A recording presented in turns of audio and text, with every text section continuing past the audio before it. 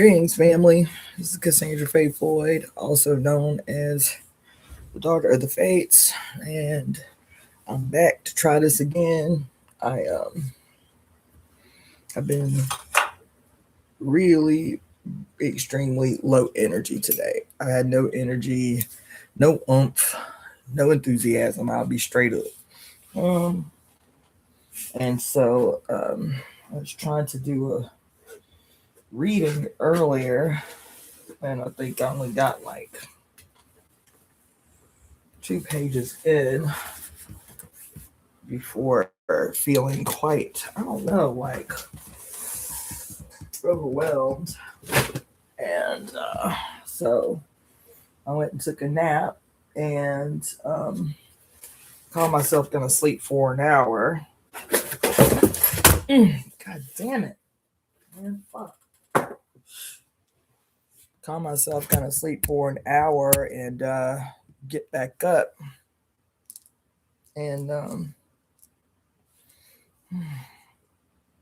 my alarm clock didn't go off.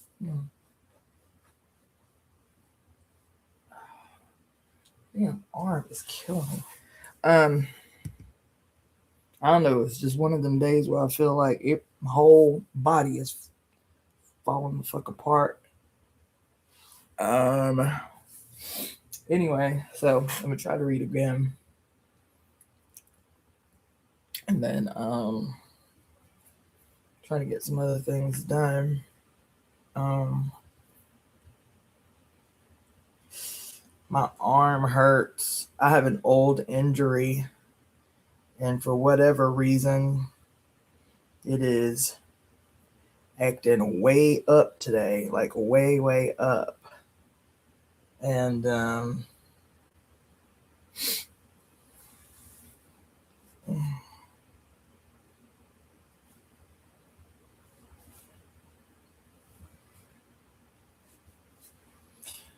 I got some comments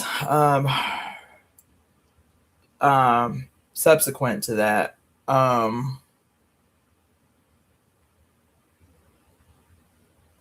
It's interesting. I want to do, there's a couple of lives I've been wanting to do for a couple of weeks, really, subjects. And I got I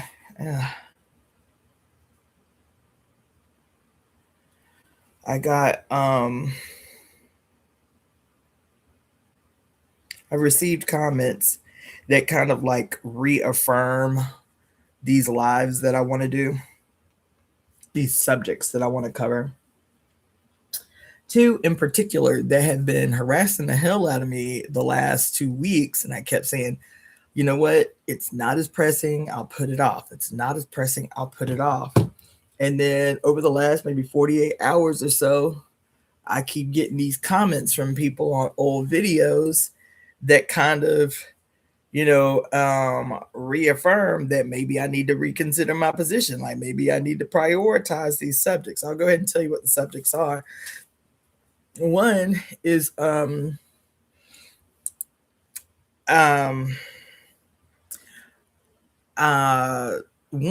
is on like this hostility that I see that is geared particularly towards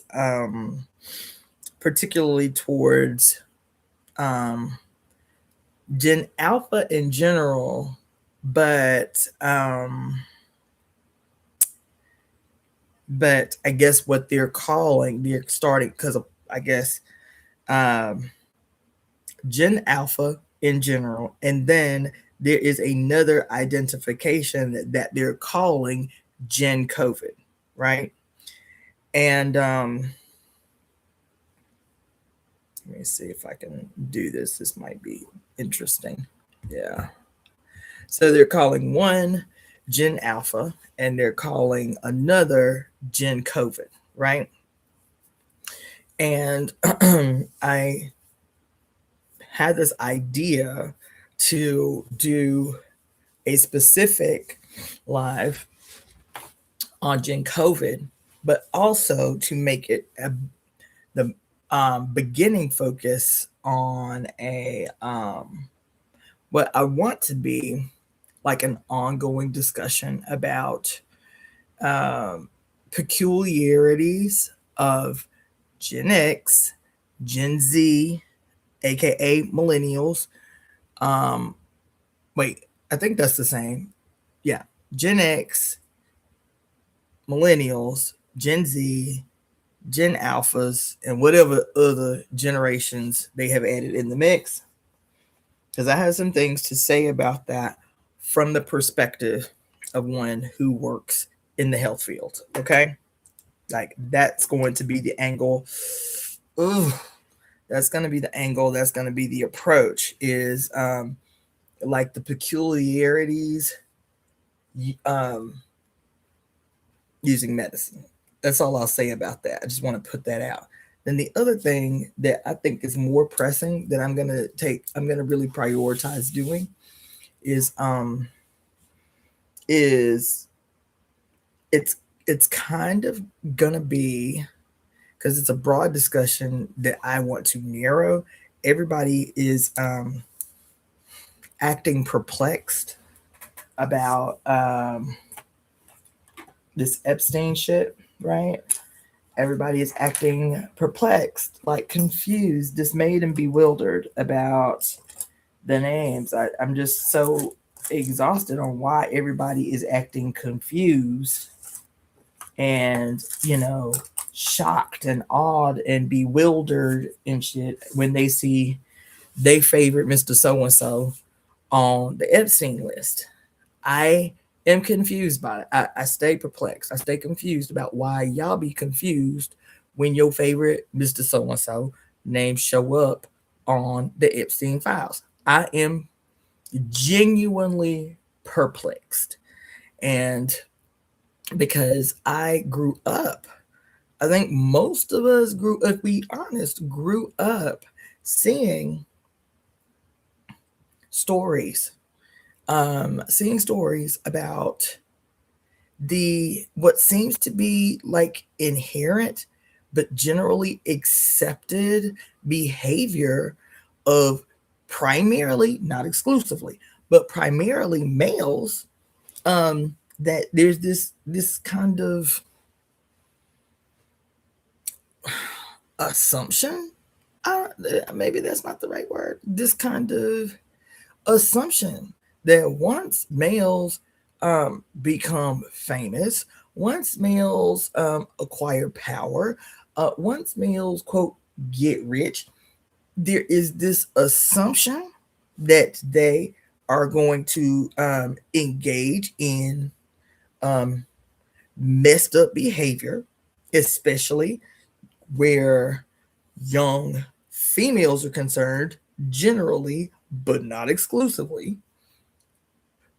Generally, but not exclusively, because we have heard over many, many, many, many decades multiple stories of young male people being taken advantage of, exploited by men in positions of power, whatever that power is, right? And even when we hear these stories about these men taking advantage of young females, we'll clutch our pearls for about 2.5 seconds, and then we'll just shrug it off as this thing that should just be expected in terms of how males behave when they acquire power. It's just what males do when they acquire any kind of power, and I'm not surprised. That's the attitude. I'm not surprised. And so the fact that everybody is acting surprised by this thing that we have witnessed for so many years, normalized for so many years, and that these males have been afforded a level of audacious comfort to just do what they do out in the open without any consequence whatsoever. But y'all are suddenly acting surprised about who you hear is in the Epstein files, yet not surprised enough that it would have you go out in the world and demand with consequence some type of response by the state to address this thing that has happened in the Epstein files. The collective assumption still is, well, this is what rich people do. I mean, what you expect? Well, I ain't surprised. This is just what rich people do.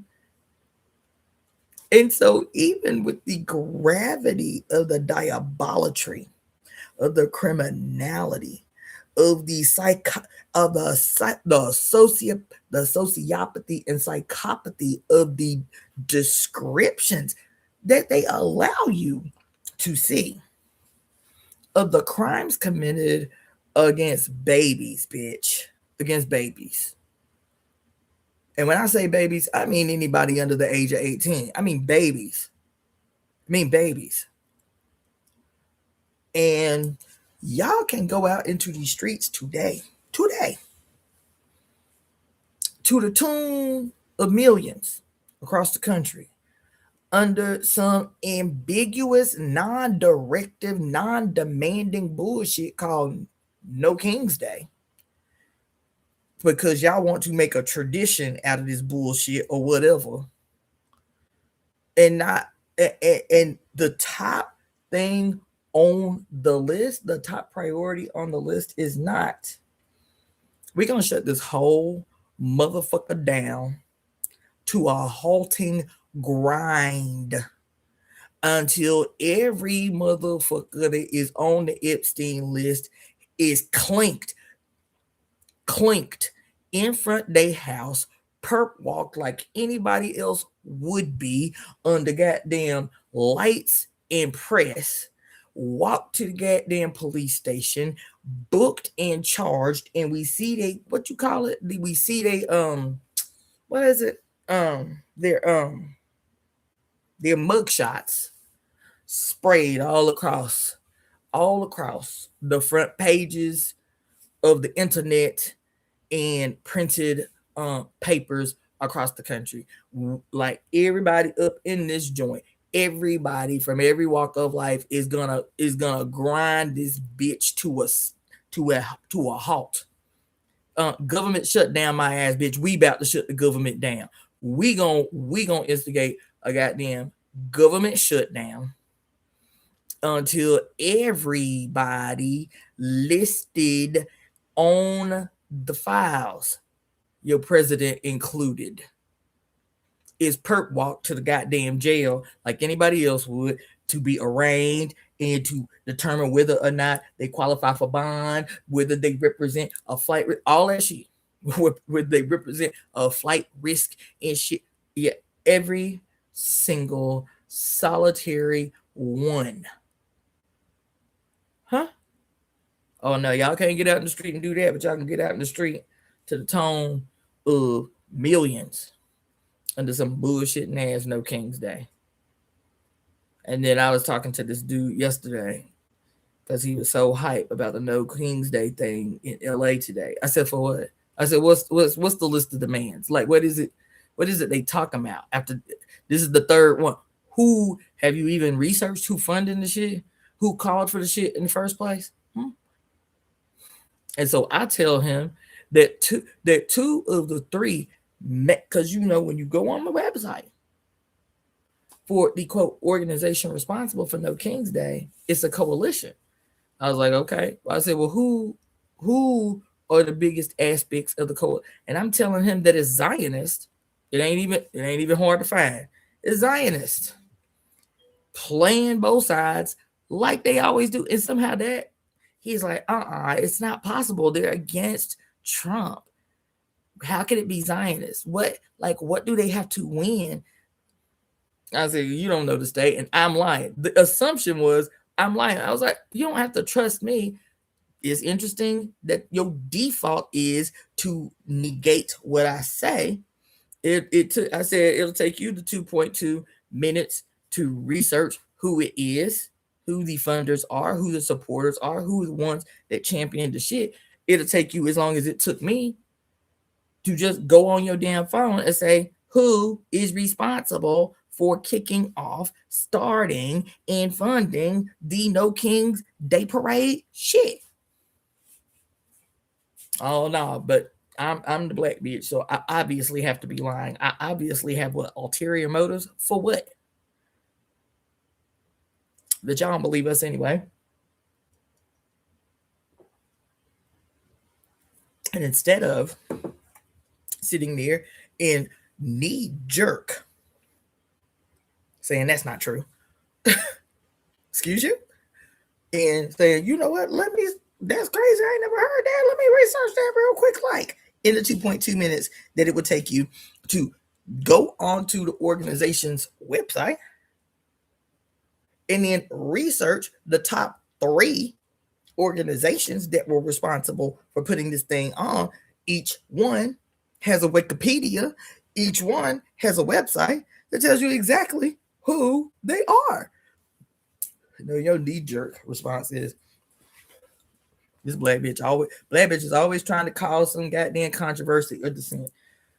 Okay, well, go on out there and spin your wheels, because I still don't know to this day what it is y'all trying to accomplish other than going out into the street and saying I was there at the whatever this demonstration was, whatever that demonstration, I was there.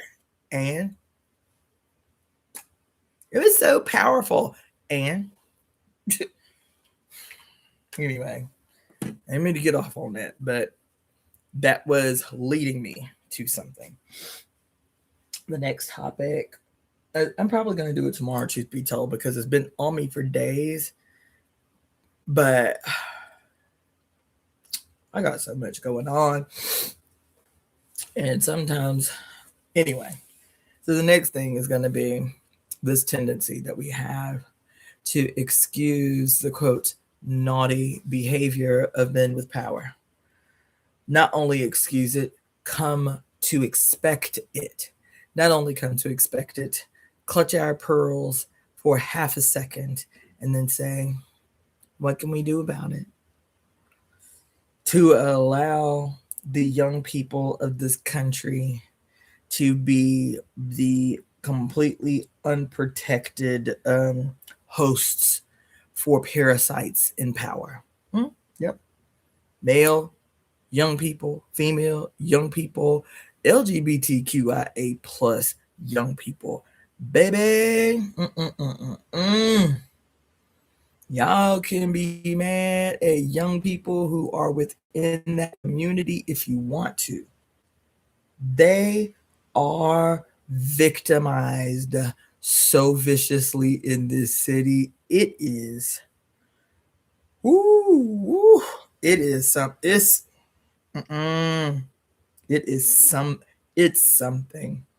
It's so deep. And until you witness it, oh my God, man! Like first of all, these is babies. These babies. So many of the young people, the youth, the LGBTQIA plus youth in this city, and when I say youth, I mean 24 years and younger. Great many of them under 18, underage, who, I know it sounds conspiratorial. I know it sounds conspiracy theory-esque, but to witness it with my own eyes in this city, I am convinced that there is a segment of this population in the city that is deliberately kept extremely impoverished so that the malignant, so that the parasitic in this city have an open-ended population for whom they can get their pyrrhic, is that the word? Yeah, their pyrrhic rocks off. Their parasitic rocks off. Because what, you know what? what would these parasites do? That's why they fight so vehemently against equality. They fight so vehemently against the living wage. They fight against the living wage because if there is not a base of extremely impoverished people around the country, if there's not a base of need, abject poverty, where would they go to get their parasitic rocks off? If there was a quality educational system that allowed for people, everybody, to thrive in this country, where would their base be for them to get their parasitic rocks off? Not only get their parasitic rocks off, but to be able to recognize that the whole world will be like, well, it was just homeless people that they were exploiting. It was just poor people they were exploiting. It was just, where would they go? Where would they go to ooh, I mean, hearing stories today about this billionaire who was primarily targeting young women of color in general and black-skinned girls. Let me say girls, not women. Girls in particular, to take to his little private island before we knew anything about Epstein. This dude was taking black girls to this island under the auspice that I'm going to give you this and I'm going to give you that and it's going to be so awesome. Then get them down there, deliberately impregnate them, force them to abort the pregnancies while holding them hostage on this island so that he can take the blood, the stem cells of these aborted fetuses and intravenously inject said blood, said stem cell rich blood from these aborted babies into himself to keep him young. This is not even a conspiracy theory. This dude is now in prison and talked about how rapidly he aged when he did not have access. When I say we gonna have to wreck this fucking shit, I mean that.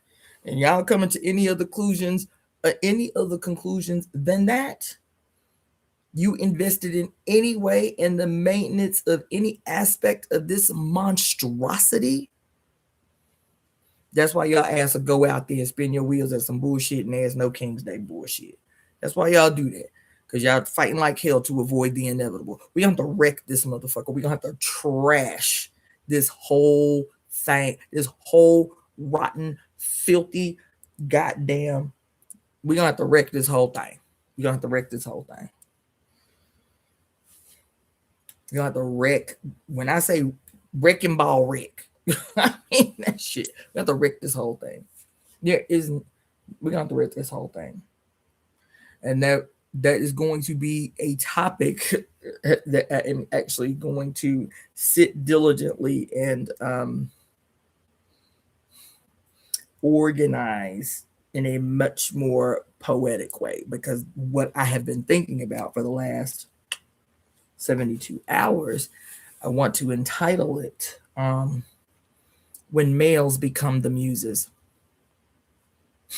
That's what it's going to be. So I'll probably do it tomorrow, just straight, because I've been obsessing about it for the last 72 hours. When Males Become the Muses. That's going to be the title. As a matter of fact, I'll go ahead and after we do this live tonight, I'll go ahead and set the set the live for tomorrow. When Males Become the Muses. And that's all I'm going to say about that. If you don't know who the muses are, then this will give you an opportunity between now and tomorrow to do a little background research on the concept of the muses, the 9 muses, who they are, and what I might possibly mean when I make a statement like, when males become the muses. This is still within the greater context of all of the lives that I've been doing since December 21st. When I told you that until we have the collective eureka moment, because I feel Mother is trying to tell us something, and I feel like I'm on the brink, but I ain't there yet. And until we have the eureka moment where we collectively say, oh shit, this is the solution, because I feel it coming. This is the solution. This is the answer. This is the way forward. That every single solitary live that I do until that moment arrives, that moment appears, is going to be about Saturn. every single solitary live, I don't care. Even me reading this book, The Architects of Existence, I don't care what the live is. Every single solitary live that I do from now until the moment is met is going to be about Saturn.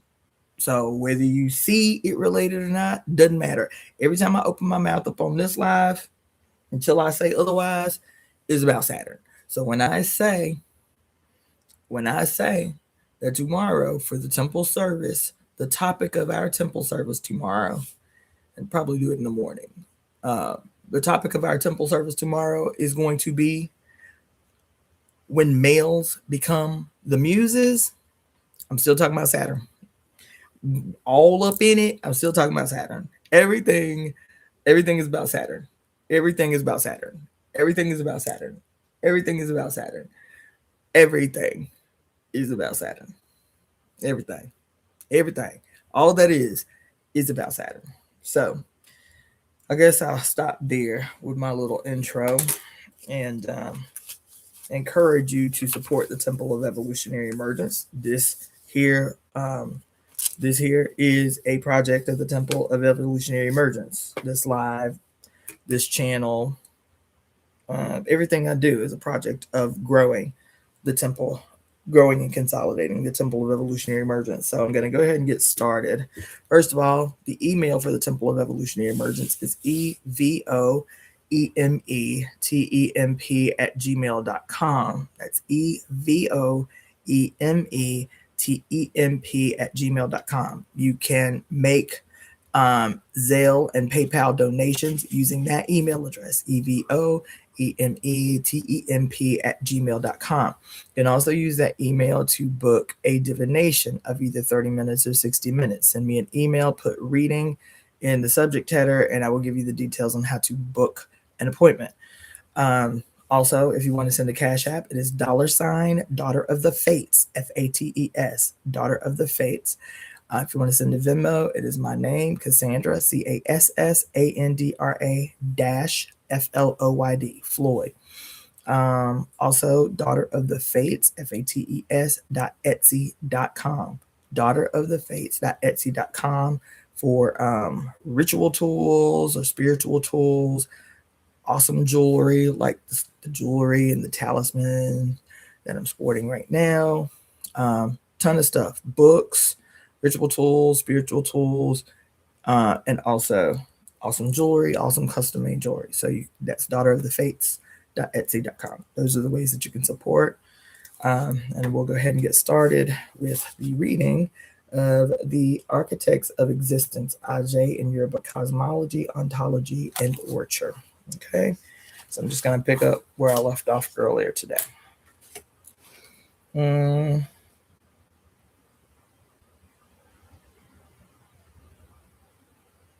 Okay, so for those of you who have the book or have just been following along, we're at the bottom, the last paragraph of page 28. This is under the subject of Obatala, all right? The speaker of this invocation is very well aware of the alliance between Obatala and Oduduwa, and that they will work together to grant her children. The speaker also makes, let me just go back to the little poem that was written about, let's see. Actually, I'm going to start at the middle of the page so you have some context, okay? The shared attributes and oriki of Obatala and Oduduwa are profoundly important to understanding the holism and daimonism of the Ajay. Given the curvilinear nature of divinity in the African worldview, and the power of the humano-divinity. The relationships between human beings and the Orisha and the Irumole are grounded in reciprocity and interdependence. The dynamic interactivity between human beings and gods is evident in an Oriki Obatala recorded in Yoruba poetry, in which a woman challenges Obatala with the Oriki and attributes that she shares with Odua. Quote, Obatala, you turn blood into children. Come and create the child in my own belly. I own but a single cloth to dye with indigo. I own but a single head tie to dye with camwood. But I know you have 20 or 30 children waiting for me, whom I shall bear. End quote.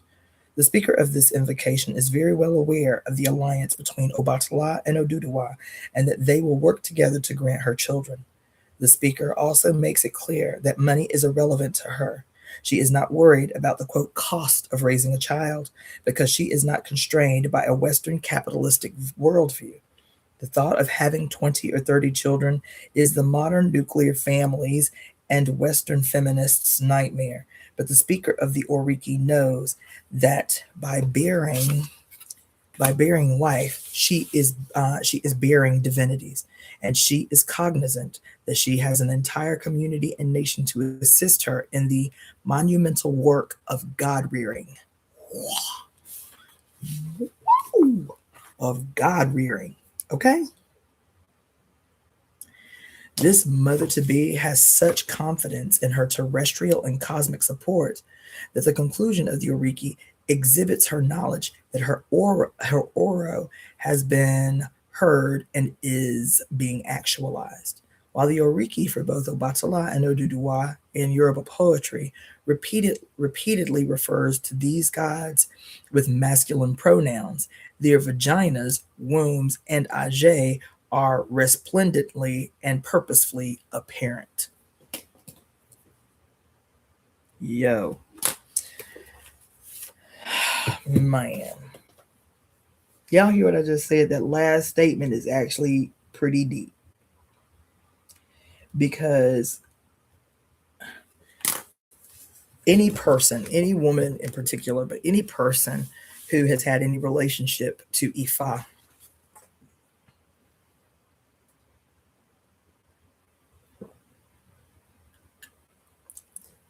especially if you learned Ifa as a devotee here in the United States, not exclusively, but especially if you've learned it here, both Obatala and Oduduwa are considered male Orisha. They're considered male deities. Well, I was always taught that Obatala and Oduduwa both are male. As a matter of fact, there's one of my favorite songs, one of my favorite Orisha songs is about Oduduwa.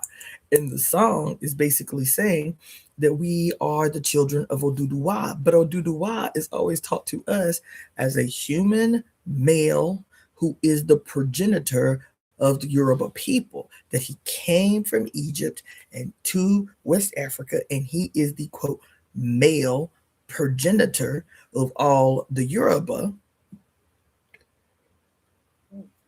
Excuse me. And when you hear the song essentially is saying, do I have my little book? But the song is essentially saying, we are the children of Oduduwa. Emi omo Oduduwa owalo. Emi omo Oduduwa owalo. Emi omo Oduduwa owalo. Emi omo Oduduwa owalo. Bimolo sile, bimolo soja, bimolo sile sha. Emi omo Oduduwa owalo. The whole song is us singing a song in our mind, thinking that we are singing a song about a great male father progenitor of all the Yoruba people. Ain't that about a bitch?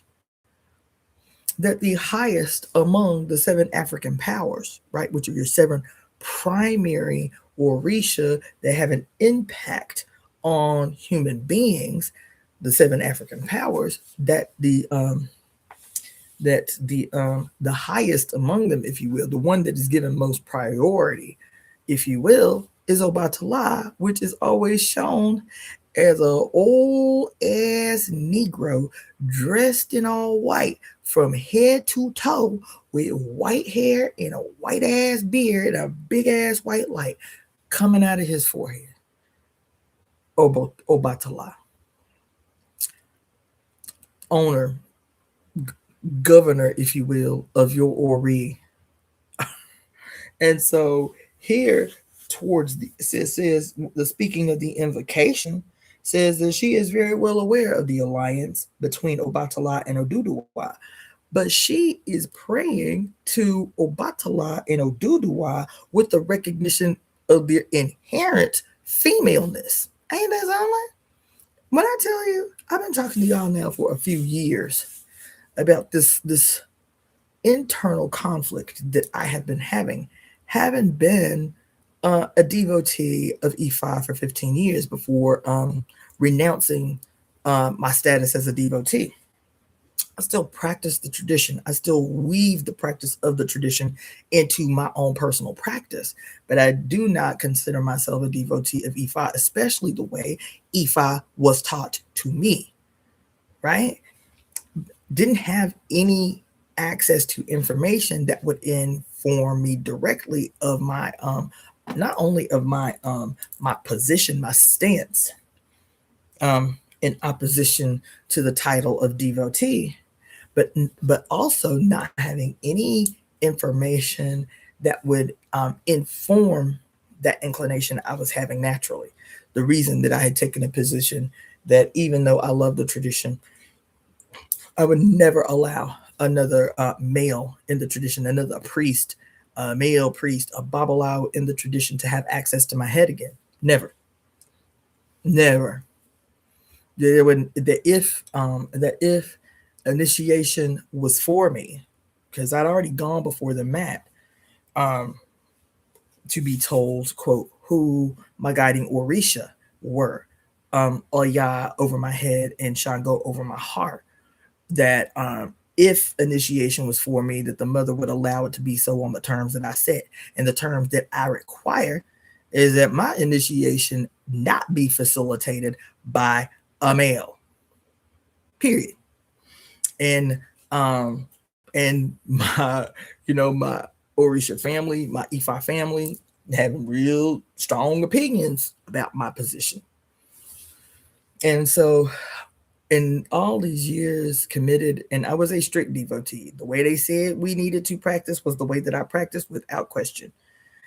And it wasn't until I moved away from being surrounded by, my Ile and other practitioners of the tradition, and I'm outside looking in, that I started to see what a lot of people experience, whether they're confident enough to say so or not, what a lot of women experience, whether they're confident enough to say so or not, was shit that did not add up about the tradition, about the practice of the tradition, the way it's taught to us, right? But here, I'm sitting here reading this. This is the first time. I became a devotee in 2008. In 2008, not 18, 8. In 2008, I became a devotee. This is the first time in all of those years that I've read anything that would identify Obatala and Oduduwa, which makes perfect sense once you hear it in black and white, as female-esque Orisha. It says right here. And while the Oriki for both Obatala and Oduduwa in Yoruba poetry repeatedly refers to these gods with masculine pronouns, they got vaginas and wombs, and Ajay are resplendently and purposefully apparent. So I'll continue. Obatala and Oduduwa defy both their masculine gender forced on them and the Western definitions of gender in general. Thomas Jefferson Bowen reveals the flexibility of gender and divinity when his description of Obatala becomes an organic ode to Odu Iyangba and her cosmic womb. Quote, Obatala is thought to be first made and the first made and greatest of all created things. His wife, Iangba, the receiving mother, is represented as nursing a child. But Inyangba herself is Obatala. The two are one, or in other words, Obatala is an androgyne representing the productive energy of nature as distinguished from the creative power of God. End quote. Although his discussion is marred by his struggle to define African holism in Western dichotomous terms, Bowen's description makes the same points and details the same cosmological melding as Bear in the Gala Day Masque. Bowen describes another dual but interconnected mother force that takes and gives to and from the immensity of the divine self to create the varied and various beings and entities who comprise our world, galaxy, and cosmos. Bowen also makes an important distinction in his description, for if Obatala is the greatest of all created things, how magnificent must Obatala's creator be? How complete must she be? The creator of the gods must function in accordance with the laws and logic of reciprocity. The creator must be able not only to give but also to receive in order to create. The penis, with all of its might and turgidity, can only give, spew, and ejaculate. Its flow is unidirectional. The vagina is a study in harmony as it, like the cosmos, gives and takes, molds and shapes, births and creates. It is the reciprocal organ, and reciprocity is the cornerstone of existence. The work, sensuality, copulation, creativity, and age of Obatala and Oduduwa find a perfect terrestrial complement in the snail, which symbolizes and is a favorite of both these deities. The patient, ubiquitous, and earth loving mollusk has both holy. Mm,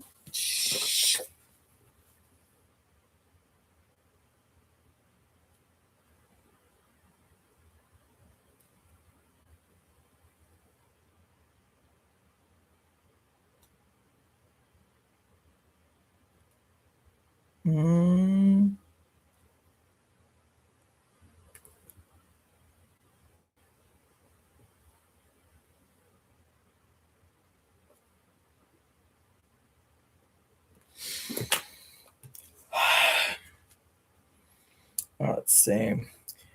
Um, The patient, ubiquitous, and earth loving mollusk has both male and female reproductive organs, and it proliferates as easily as it soothes and pacifies. The completion and wholeness of the snail is highly symbolic of Yoruba cosmogony, cosmology, and ontology. The importance of being both whole and holistic is apparent in numerous Yoruba gods, including a Shu Elegbada, who boasts a massive penis as well as a tiny vagina, and mother gods such as Odu and Obatala Iyangba, who bear both fecund and fecund vaginas and semen-rich clitorises.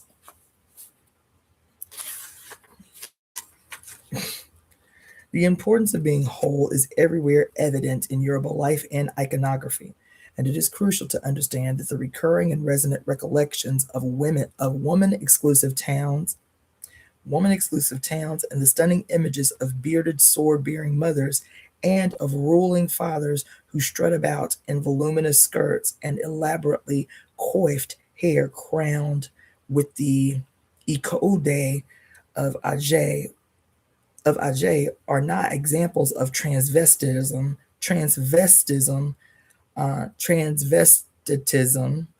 homosexuality, androgyny, cross-dressing, queering, bisexuality, hermaphrodism, or any other Western construct or compartmentalization of gender. They are exhibitions of the manifest holism of Ajay. Whoa, whoa, whoa, whoa. Shit.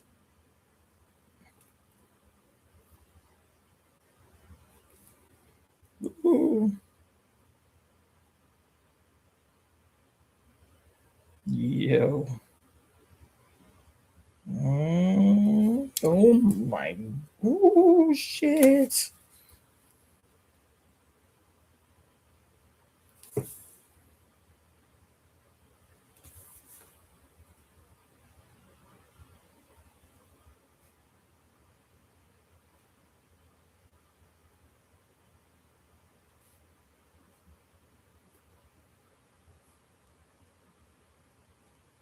Damn. The mother's mirror. Another manifestation of Odu that is assumed to be male is Olodumare. Olodu means owner of Odu, and only Mother Odu can be the owner of the primal pot of creation, which is also the womb of existence and the home of Ajay. Are means vindication, righteousness. Because of what it signifies, the word Are is found protecting and defending individuals through such names as Oshundare, Obadare, and Oyadare. The words Are may also be promising protection through the gods Olodumare and Oshumare. Oshumare is symbolized as a rainbow encircling the earth and as a rainbow boa biting its tail often while encircling the earth. These signs constitute a covenant of continuity that unites human beings with ancestors, gods, and immortality. Oshumare represents the curvilinear work of the womb of Odu to usher spirits to the terrestrial world so that they can assist in the continual evolution and elevation of the earth. She also represents the earth's role in receiving the bodies and cosmically receiving the souls of human beings who become ancestors who are slated for rebirth. Fatumbi finds that it is Oshumare's task to deliver a covenant between Olodumare and the people of the earth, end quote, and that the rainbow is visible, and that the rainbow is the visible reminder of this sacred covenant. As I discuss in greater detail below, Yoruba cosmology describes Olodumare as a child of Odu and Oshunmare. Fittingly, Fontumbi translates Olodumare as, quote, the light of the rainbow comes from the primal wound, end quote. Olodumare could also be the transliterate, Olodumare can also be transliterated as the owner of Odu, who epitomizes righteousness and vindicates her progeny. Olodumare as Olodumare as progeny, or perhaps as the amalgamation of Odu and Oshunmare, provides humanity with another means by which to appreciate the eternal promise and power of Ajay. Olodumare is routinely depicted and described as a masculine god who is analogous to the male gods of monotheism. However, Olodumare is another mother creator, Ajay, who is eternally engaged in the womb oriented labors of creation. Oh, shit. Oh, shit. Oh.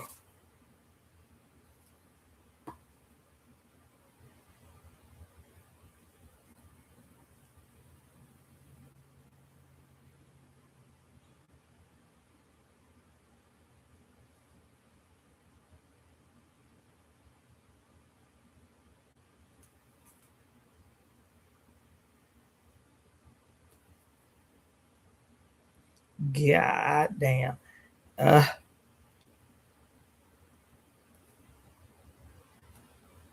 ooh, shit.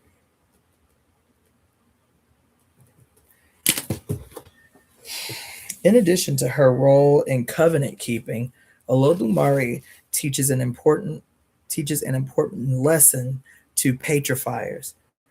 The gods of Ajay are extraordinarily flexible, multitudinous, and ubiquitous. Petrified creations do not boast these qualities and that leaves them vulnerable to obsolescence. Idowu finds that the petrification of Olodumare has resulted in a telling reversal of fortune. Quote, the direct ritualistic worship of Olodumare as a regular thing is dying out in Yorubaland. In some parts, it is no longer known. In some, it has become the cult of the women. End quote. After the hue and cry of men in their attempts to crush divine infinitude into a one-dimensional alien definition, Awan Iyawa quietly reclaim a, a sewage and ensure continuity. The moment that I was having, if you are interested in knowing, is at the bottom where I just read the paragraph. Olodumare is routinely depicted and described as a masculine god who is analogous to the male gods of monotheism. However, Olodumare is another mother creator Ajay who is eternally engaged in the womb-oriented labors of creation. And the reason I was having this moment is because literally right before I got up on here, literally right before I got up on here, I was looking at a page that I had opened on hero stories, on hero mythologies throughout the different cultures, but primarily focused in Greek and Roman mythology, hero myths, hero tales. And I've been talking about this over the last couple of lives, especially with regards to their role in modern astrology. These stories, these myths, hero myths, Perseus and Hercules, aka Hercules, and Theseus, and all of these damn quote heroes, these Achilles and all these dudes, right? And how why do all of these dude heroes, these demigods, have to have why do they Samson is another one? Why do they all have to perform labors? Huh?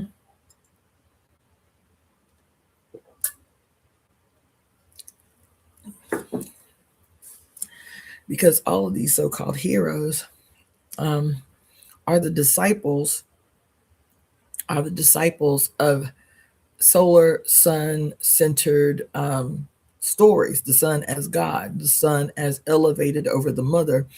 And so all of these sun solar deities, these demigods, are the devotees. They are the what do you call them, the disciples of a death cult. Every single one of them, every single one of them are the disciples of a death cult. They are the ministers of a death cult to teach you what is necessary. What are the necessary requirements to exalt the figurehead of a murder cult, of a death cult, of a murder cult, right? You think I'm being deep. It's saying here that Olodumare, which has been transformed, has been given a universal sex change from female to male as a mother creator Ajay, right? Obatala, a mother creator Ajay, Oduduwa, a mother creator um, um, progenitor of the Yoruba people, all given a sex change to male, a cosmological sex change. But when they were mothers, their labors as mother deities do what all labor, pain, right? Endurance of pain, in quote, labor. What are they laboring to? What are they laboring towards? What are they laboring for? To create and give certain life. On the other end of the pain, on the other end of the suffering, on the other end of the process, something new and alive and thriving in love exists on the other end. And if you are a male deity who has erected yourself above your mother, above the creator, then the only thing that you can do is the absolute opposite of what she does. So the pain and suffering you don't endure as the quote creator, as the Father God, right? Nope. The pain and the suffering, because your mother endures the pain and suffering of labor. See what I'm saying? The Father God is the disseminator of pain and suffering. His labors are to disseminate pain and suffering. Every single one of these sun, solar, deity, demigod heroes disseminate pain and suffering. I am reminded of the story of Medusa. And we was always cheering for Perseus to go get her, to kill her. Meanwhile, we neglect the entire story. That Medusa was the victim. Child, Medusa was the victim of rape. Not only was she the victim of rape, that when she called out to the deity that she had given her life in service to, Athena, right? When she had called out during the process of being raped, Athena was offended not at what happened to her devotee. Nope. Athena was mad because the deity that raped her, Medusa, had raped her. And it was like the blame was on the victim. Like, you out here because you think you cute or whatever, this and that and this and that. So Athena proceeds to plague her with, quote, ugliness and with the curse that no man would ever be able to look upon her beauty, quote, again. Not only that, that if he looked at her at all, his ass would, quote, turn to stone. And so she, grief-stricken, why? Because she had been violated on the one hand and betrayed on the other, slinks off to find a place where she can, quote, do no harm to men. Medusa, the story wasn't that she was out and about in the world looking for men to turn into stone. Nope, that ain't what she did. She retreated into a cave where she thought nobody could mess with her and she could do no harm to humans. And then we hear this story of Perseus looking to save his great white beauty love interest. And he is told a story where the only way that you can do that is to go and kill Medusa, who ain't did shit to nobody and is out in the world minding her own goddamn business. Now y'all go and pursue her and take her head. And if you take her head, you'll have all of her power. You take her head, you'll have all her power. So you go and encroach on her territory in her abode where she ain't messing with nobody, ain't did no dirt to nobody, and go up in there and take her head so that you can possess her destiny. Isn't that what the story say? That that your head, that your destiny rests in your head.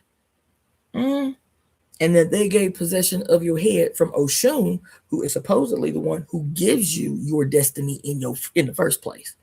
And then they changed the story to say Obatala as male is the one that, quote, governs your destiny, governs your head on earth. Isn't that about a bitch? So we listen to these stories.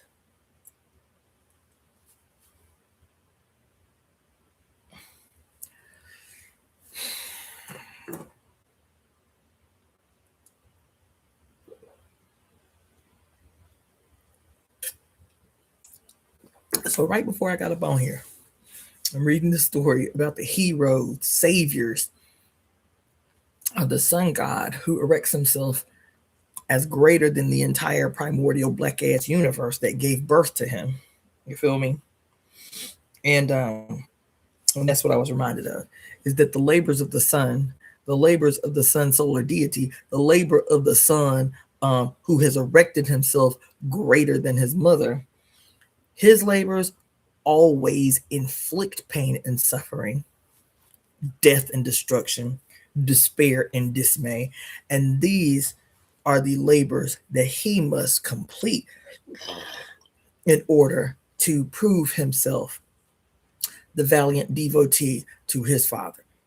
Every single one, every single story, why is it that Hercules has 12 labors? Well, obviously, Hercules is moving through the houses of the astrological heavens.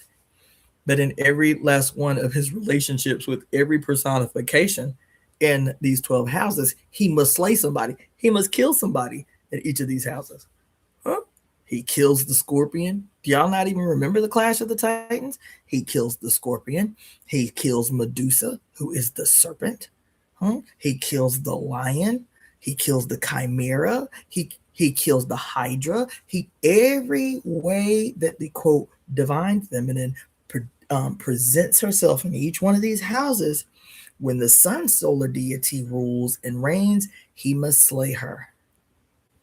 Every serpent, every serpentine entity, every hybrid entity, every female. Mm, mm-hmm, mm-hmm. Anyway, when the mother labors, she endures suffering for the group, for the many, to ensure life and abundance, safety, pleasure, ecstasy on the other end. The sun solar deity who erects himself greater than the mother takes everything that is the mother and vilifies it, flips it upside down, and produces the exact opposite. So if she produces life, she endures the pain and suffering. He becomes the disseminator of that pain and suffering. And in the dissemination of pain and suffering, death is the guarantee. He gives birth to death. He labors. That's the reason it's called labor. These male deities, their labor is to give birth to death, is to ensure death. It is to ensure despair. It is to ensure lack. It is to ensure suffering. Mm-hmm. Yeah. Yep.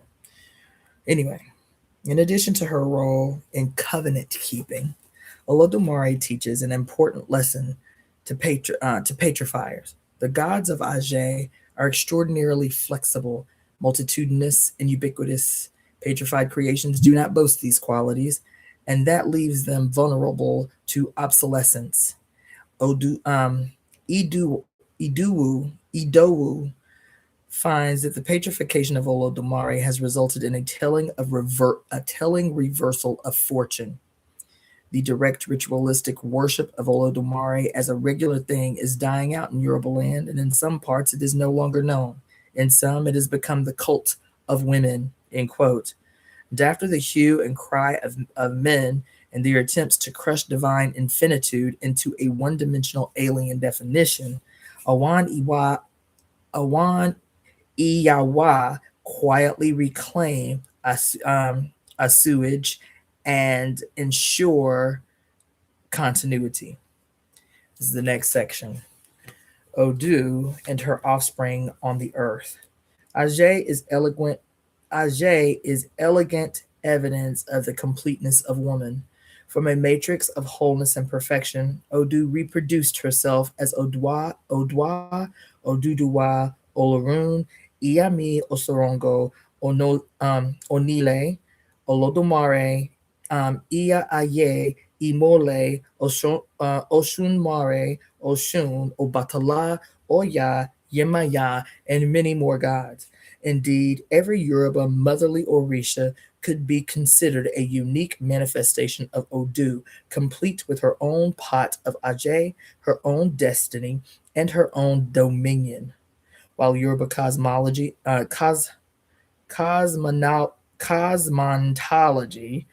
often describes male and female gods collaborating in the work of creation, the male construct of the terrestrial realm does not appear to be a part of the creative matrix of the cosmos.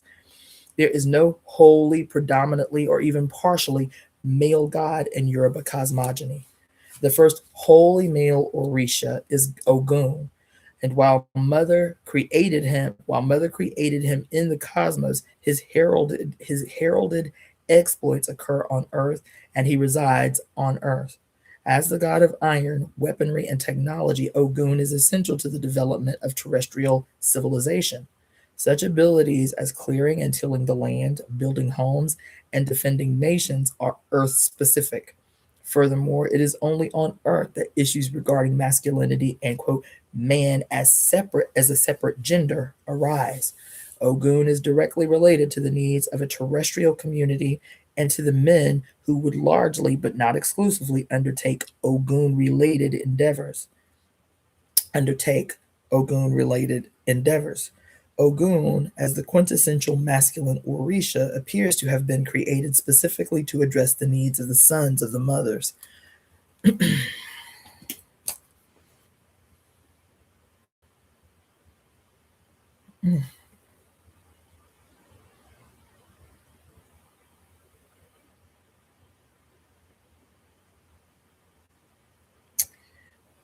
Mhm.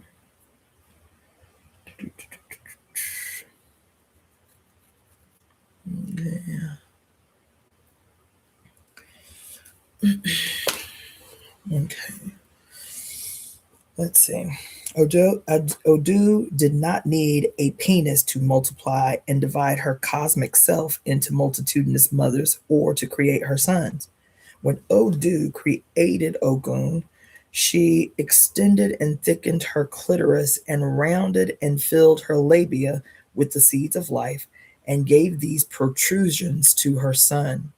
Odu filled his glands with testosterone so that his overwhelming urge and driving desire would always be to seek out his source, enter its haven, and experience the bliss and wholeness of woman, and in the process ensure human continuity.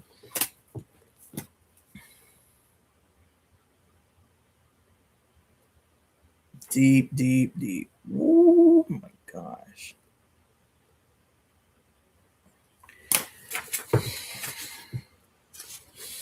While women are while women are Ajay Odu and consequently the inherent owners and wielders of Ajay, there are men and male Orishas such as Ogun who are inherently endowed with Ajay.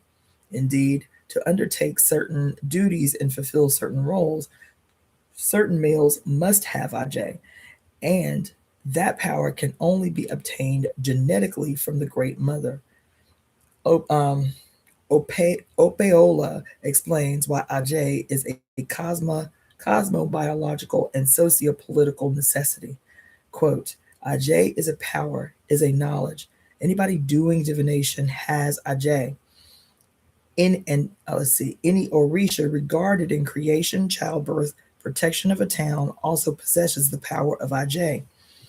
That is why Obatala is said to have Ajay because he created humans. Oboluaye with prevention of disease and whatnot, war, defense, everything associated with Ogun, Oduduwa with growth, food supply, everything giving birth, protection of crops, children, all are a part of Oduduwa and they share part of Ajay. It is only that Western beliefs gave the wrong impression of Ajay. End quote. Rather than miserable hags ostracized from their communities, Ajay are the terrestrial architects of existence and reincarnations of their celestial progenitors. The Ajay of the gods that Opeola discusses is essential to the labors that are called to they are called to undertake. And if they did not have Ajay, they could not be involved in the endeavors related to creation, defense, agriculture, and civilization. Furthermore, there is no good male Ajay and evil female Ajay or vice versa. Ajay is Ajay. The power's application relates to the Iwa or the Ori of the bearer and the needs of the community. However, it is important to reiterate that the source of all Ajay is Odu, whose living representatives are Awan Iyawa, and that all masculine entities are positioned as the sons of the mothers.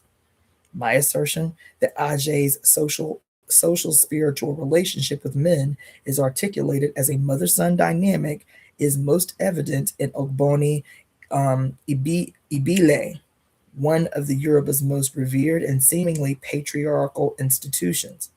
In Ejiwapo, the dialectics of two-ness in Yoruba culture, Babatunde Lawal reveals important information about the reverence that Ajay receives in Ogboni society. Quote, all members of the society metaphorically regard themselves as Omo Iya, children of the Mother Earth, not as children of two parents, a father and a mother. End quote.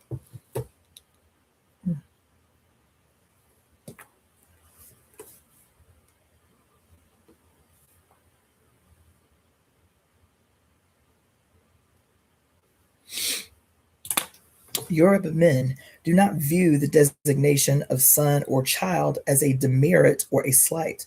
They know that no position confers more safety, security, wisdom, protection, and power than being at mother's breast enfolded in her arms, or frolicking in her womb. Not only is mother's son ever protected by and girded in her power, but he is, historically, his mother's fiercest defender. Oh my God.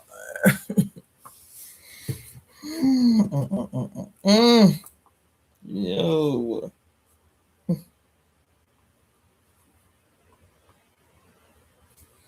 Yo.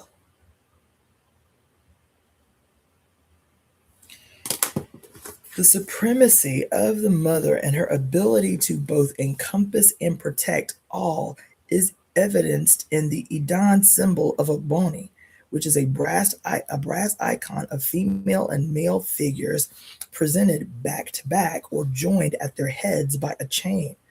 Lawal reveals that what may appear to be a connected pair is actually one, and both original and reformed Ogboni Society members refer to the two figures as Iya, mother, treating them as one unit.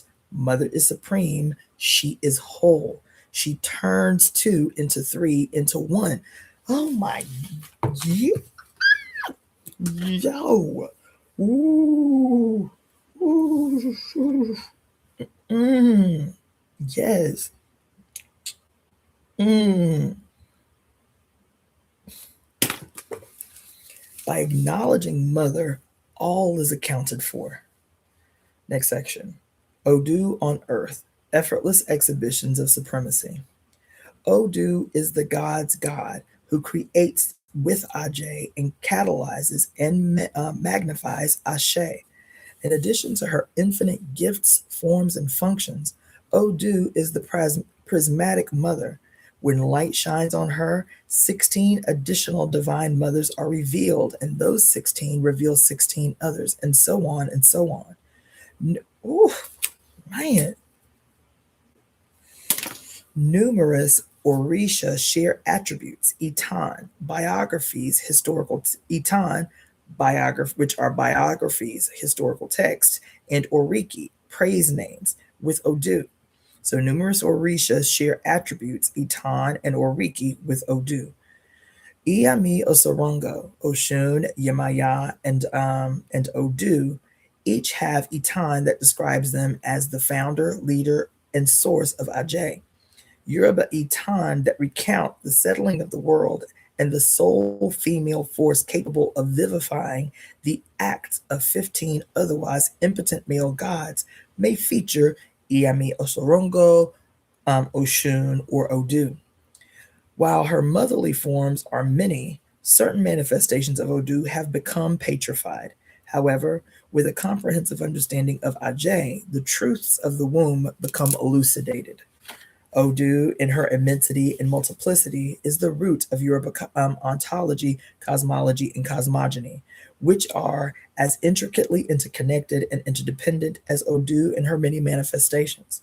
Odu's proliferation and distribution of Ajay through Orisha, language, technology, and symbols are apparent in the numerous Ashesha Ifa, some of which detail her exploits as a god in Orun, some of which explore her life as a god in human form. Through the analysis of these verses, it is possible to gain knowledge about Odu and Ajay. Because the Ishe Ifa are stored by and large in the memories and the mouths of men, Lord have mercy. You.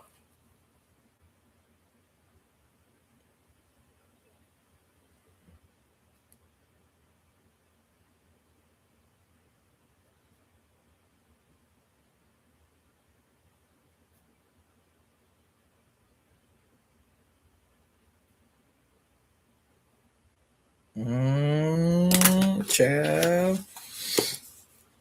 Through the analysis of these verses, it is possible to gain knowledge about Odu and Ajay.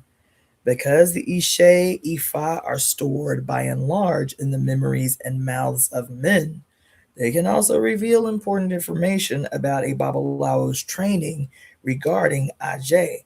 Indeed, some verses appear to have been created specifically to malign Ajay. However, because Odu and Aje are the sources of the Odu Ifa and the entire Yoruba world. Those who attempt to denigrate Odu and Aje eventually find themselves praising them. While it is difficult, if not impossible and unnecessary, to determine when many works of oral literature were created, in some cases it is possible to trace the sources of patrification and patriarchal reification.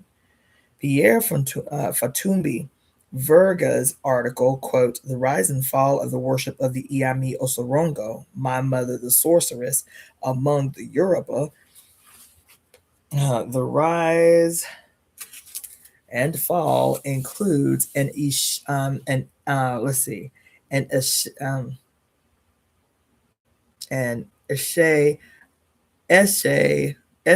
essay of Orisha Mije, let's see, excuse me, of Osa Mije that recounts Olodumare giving Odu the power of Ajay. In his analysis of the orature, Verger states that because Odu abused her power, Olodumare reclaimed it and gave it to Obatala, who is described as her male counterpart. In Gala Day, Art and Female Power Among the Yoruba, Margaret Thompson Druell and Henry John Druell repeat Verger's findings and assert that Odu was granted, quote, control over the gods, but was warned to use her enormous power with care, calm, and discretion. When she abused this power, Olodumare gave it Orishanla, also Obatala, her male companion, decreeing that he would exercise it, but that woman would retain control over it, end quote. However, Verger and Druell are in error. The Ishe, which is transcribed and translated in the second part of the Rise and Fall, titled Text and Translations, does not describe a patriarchal reclamation and redistribution of Ajay. The only passage in the Ishe that could be construed as a usurpation of power is the following interjection. Quote, Olodumare first gave wisdom and the power of Eleiye to the woman, but with intelligence and cunning, the man takes it from the hands of woman. End quote. Whoa.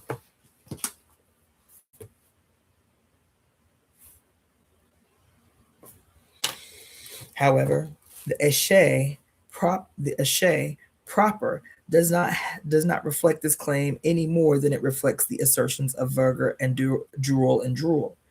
Through discordant interjection, incongruous interpretations, and or pseudo-academic myth-making, a gift is portrayed as a cunning theft. What is more, the gift that Odu gives Obatala is not Ajay, but a gungun.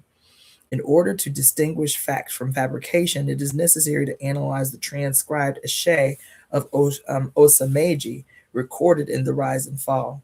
Upon analysis, a very different relationship between Ajay, Odu, Olodumare, and Obatala is revealed. The Eshe of Osameji mailed two well-known Itan, the transmission of Ajay from Olodumare to Odu, and Odu giving a gungun to Obatala, who is heralded as Aborisha in the Eshe.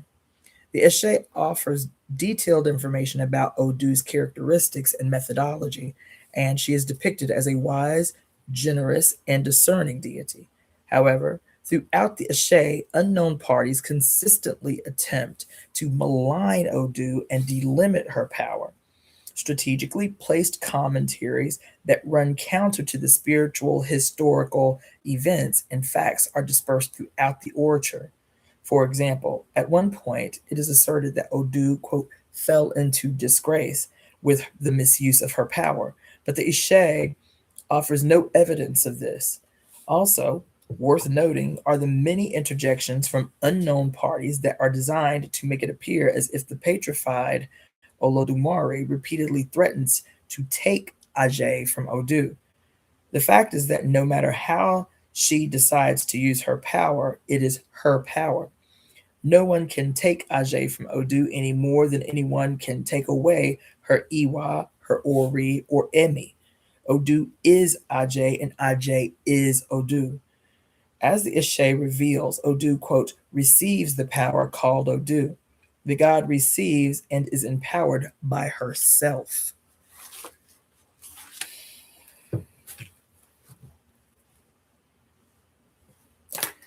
As the consummate creator, Odu's signature power is creation. After noting that Ogun and the patrified Obatala both have unique gifts of power, Odu asks Olodumare what power she has, and Olodumare states that she is her power. Quote, you will be called their mother forever, end quote. Motherhood is Ajay, is divinity. In addition to being the mother of the gods, Olodumare reveals that Odu's responsibility is to, quote, support the earth. Here, the important relationship between Odu and Onile, the mother of the earth, is revealed. And the partnership between these Orisha, as discussed by Crowther above, is confirmed in various Yoruba orature, which describe the world as being created and maintained by a collective of Ajay that includes Odu, Obatala, Onile, Imole, Oshunmare, and Olodumare, who have and fulfill ancient and interdependent roles. While Olodumare is styled in these Ashe as Odu's male superior, Yoruba cosmogony reveals that Olodumare is the progeny of Odu and a product of her immense womb of creation. The Ashe, in spite of itself, confirms that Olodumare and Odu share objectives, gender, and power. Let's see here. Olodumare cannot give Odu that which Olodumare does not already possess. Olodumare must have Ajay in order to share it. The Ashe confirms that Olodumare gives Odu a bird which is called the bird of Olodumare. This makes Olodumare the Eleye. This makes Olodumare the Eleye, the owner of the spirit bird in Oriki Ajay. This design is logical because Olodumare is an Ajay. Olodumare also gives Odu an Igba, a calabash, which is symbolic of the womb that they both possess.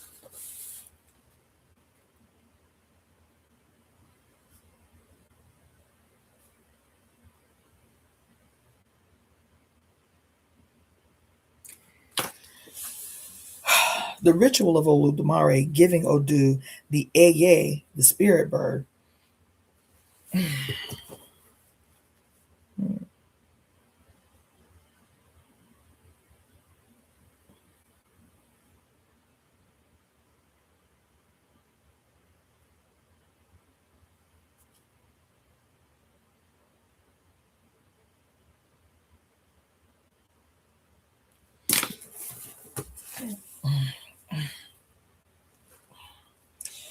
the ritual of Olodumare giving Odu the Iye, the spirit bird, and the Igba of Ajay is identical to the ritual of Iyalode of Ota giving Eye Ajay and Igba to the Ajay of Ota. The calabash represents the actual womb and its mysteries, which are hidden from view and protected by the clitoris, which appears to be symbolized by the Iye. By the AA, excuse me, by the AA. The AA and its calabash home are externalized symbols of biological Ajay, and they are spiritual political facilitators of Odu and Awan Iya and Awan Iyawa. Oh, my arm. Oof.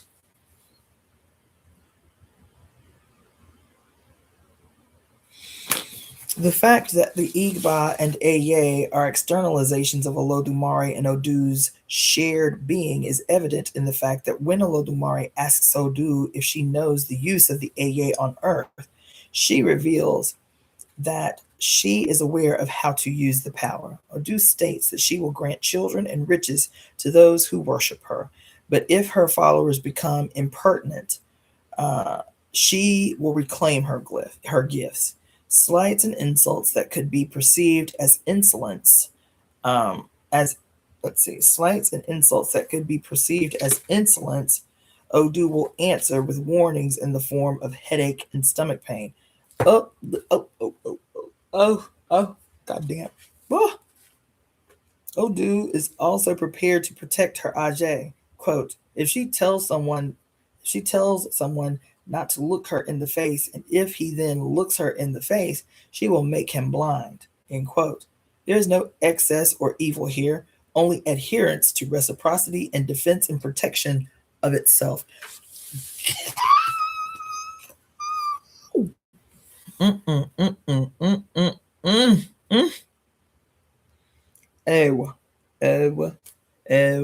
oh, oh. My, oh my God. Oh my God.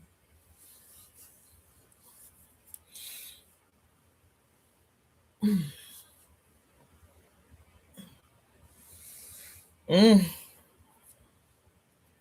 me see what y'all talking about over here. I ain't even see y'all coming to the room. Hold on. Let's see.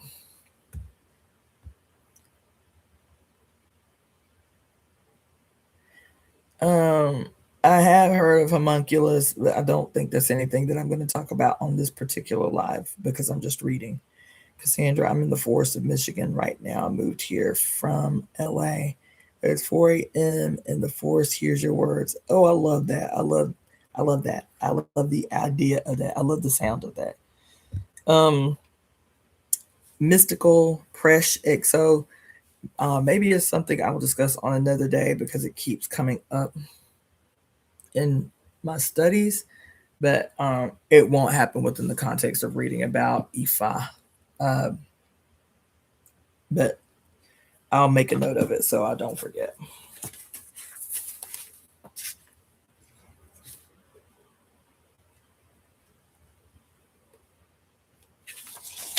Let me just tell you why I just had this moment. When she talks about here the fact that Igba and Eye, which is it's spelled EYE like I, but it's pronounced Eye. She says here that the fact that Igba is the calabash, okay? So Igba the calabash and Eye, which is the spirit bird, okay, are externalizations of Olodumare and Odu's shared being is evident in the fact that Olodumare asks Odu if she knows the use of the Eye on earth, and she reveals that she is aware of how to use the power. Odu states that she will grant children and riches to those who worship her, but if her followers become impertinent, she will reclaim her gifts. God damn. Okay. Ooh, shit. Listen to the moment I am having. Okay. Walk with me for a minute. Says that she will grant children. Dang.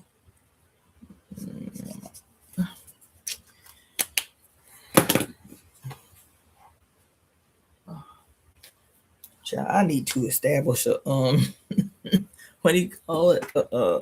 Like a pin pot or something. You know what I'm saying? Like a what do you call it? Like a special fund just for the replacement of pens. I swear I go through so many goddamn pens and markers. It's ridiculous. So many. All my goddamn pens is dead. I go through so many pens and markers. It's ridiculous. Let's see. Establish a pen specific pen specific yeah. Shoot. Oh, what's the word I'm looking for? Like, man, so a bitch.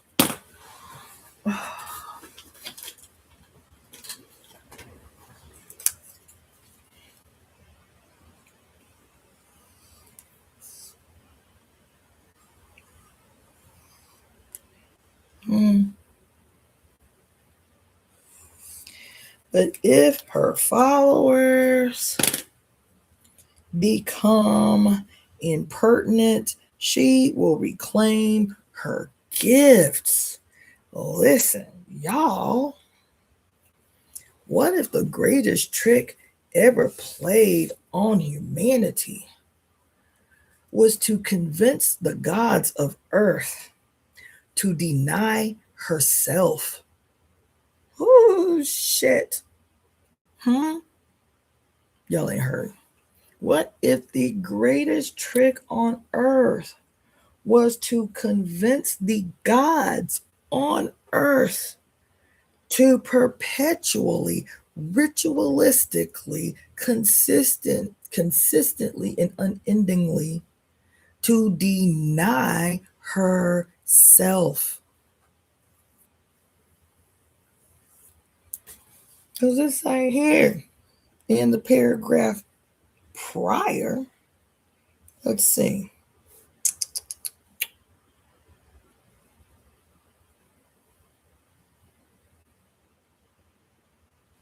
It says here that the Eshe, in spite of itself, confirms that Olodumare and Odu share objectives, gender, and power. Olodumare cannot give Odu that which Olodumare does not already possess, right? She goes on to talk about the owner of the spirit bird and Oriki Ajay, the designation of logical. The designation is logical because Olodumare is an Ajay. So on, so on, so on, so on. Right? You know how I'm always talking to you guys. God damn, man. About the mother's curse, right? About the miasm or the quote miasma, right? About the ashe spoken from the mouths, particularly of Black women, right? Damn, it's hot in here. Hold on.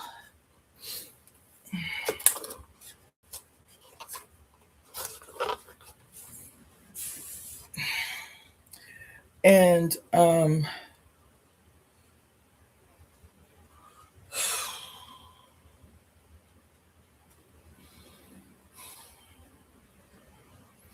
me work this out in my head really quick.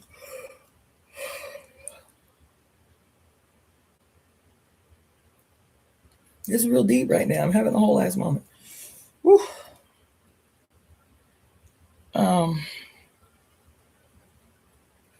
This whole thing that she's been talking about up until this point, the petrification of historically holistic,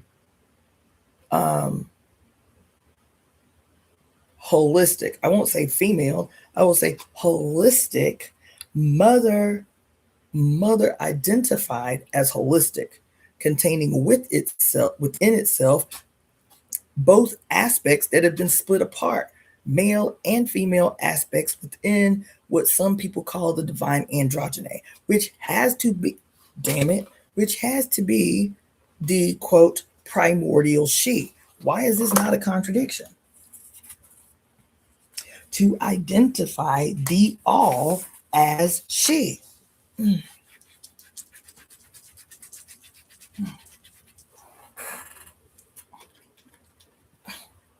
Why is this not a contradiction? Because we've been told the opposite all this time, right?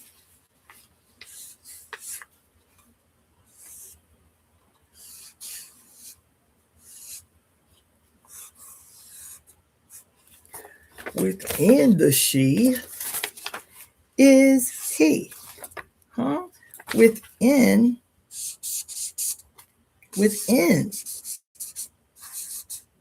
the woman is man. Within women is men. It's not a contradiction to call the primordial the divine she, because the he exists within the collective unified concept of the divine she. What is divine she? It is, even as she's saying it in this book, the divine she is the mother-son relationship. She literally says that word for word within the context of E5, within the context of traditional Chinese medicine and yin-yang theory, says exactly the same thing. The harmonious union between the quote divine feminine and the sacred masculine is the relationship demonstrated by mother and son, not husband and wife, not boyfriend girlfriend, none of that shit. It is mother and son is the harmonious union between the divine feminine and the sacred masculine. She reiterates that here, right? So it's not a contradiction to identify the primordial as she, right? And that becomes important for a number of issues that she mentions here. The complexity of the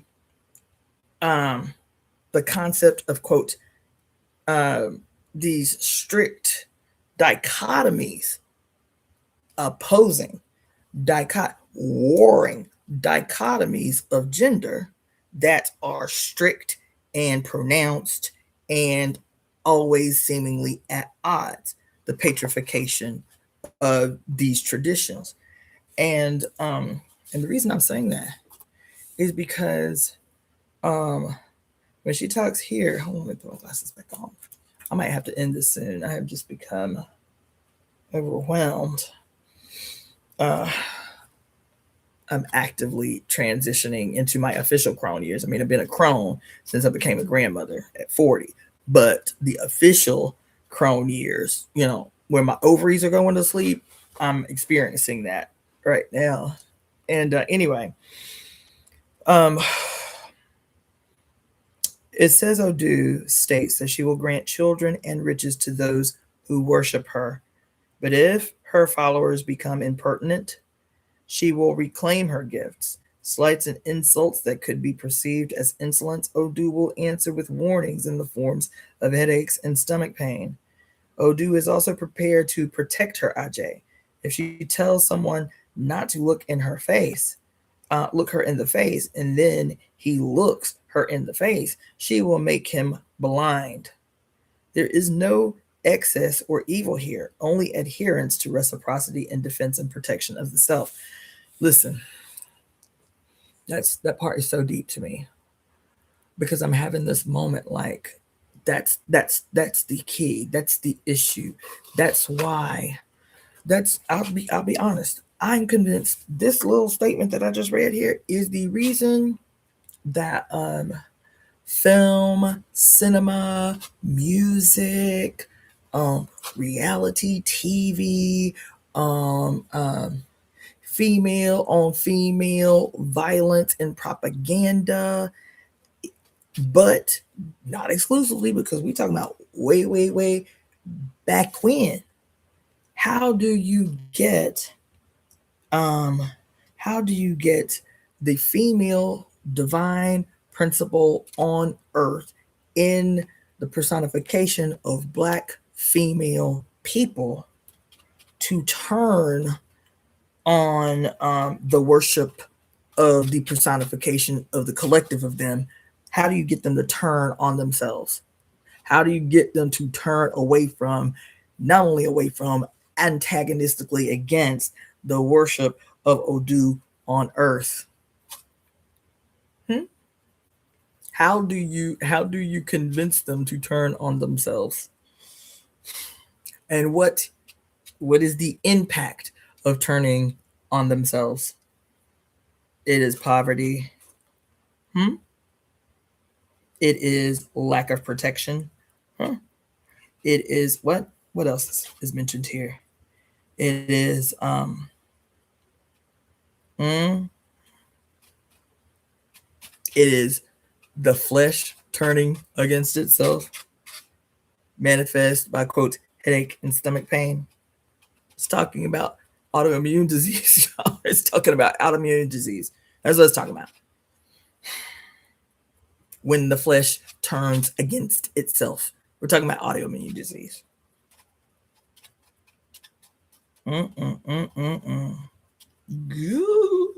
Females turning against other females, warring against other females, beefing against other females. I'm convinced that's why we have other ways to identify, but all this bullshit ass so-called reality TV, where the greatest TV, the most lucrative TV, is to pit black women against black women. Y'all, all these Jews, yes, I said Jews, all these Jewish men who made their billions. What was that shit? What y'all used to call it? Damn. The little, hood. Oh, what did y'all used to call it? Used to be a little catchphrase whenever you would catch a hood fight. Whenever y'all would catch a hood fight on your TV. Oh, it's right on the tip of my tongue. But it was like this is like streaming organization. Oh my God, it's right on the tip of my tongue. And World Star, girl, listen, you was right in my head. Okay, you was in my head. I was like, why can't I remember this? World Star. Y'all would scream World Star every time you would catch a hood fight. Particularly, I would never see brothers in hood fights on World Star. Never, rarely ever. It was always, y'all couldn't wait to catch some demoralized, impoverished, stressed out black females taking their aggressions that are projected onto them by a world that hates them and taking those aggressions out on one another in, quote, hood fights. Y'all couldn't wait to see it. Y'all couldn't wait to see it. Y'all couldn't wait to catch black women at their absolute worst. Y'all couldn't wait to catch black women at the bottom presentation of their fucking utmost despair. Y'all couldn't wait to see it. I had to check a brother in the movement, so-called in the movement. These is, the best sons and daughters of Africa. These are the people, the males, who self-proclaim to be these revolutionaries who give a damn about the suffering of black people.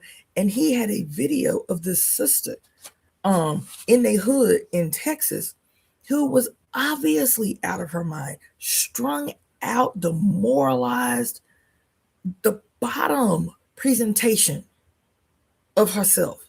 She was literally, she had one boobie hanging out. She was obviously homeless, obviously strung out of her mind to the brink of insanity.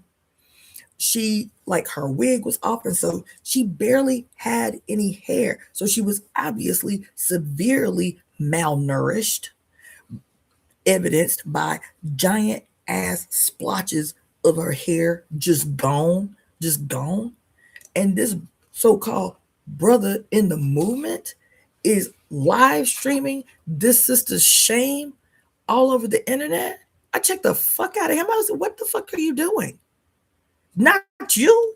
Somebody in the hood who don't know no better, who ain't got no consciousness, who ain't doing 2 and 3 hour political educations.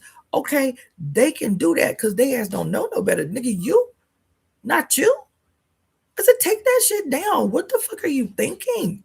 What are you can't be thinking is what the problem. You can't be thinking to instead of covering this sister, taking your jacket off, going to your car and getting a blanket and covering this sister at her lowest, covering her shame, letting her, even in the state that she was in, know that somebody give a damn about her existence, and to ask her, is there any way I can help? No, you gonna join the, quote, unconscious masses in the showing up of this sister's shame?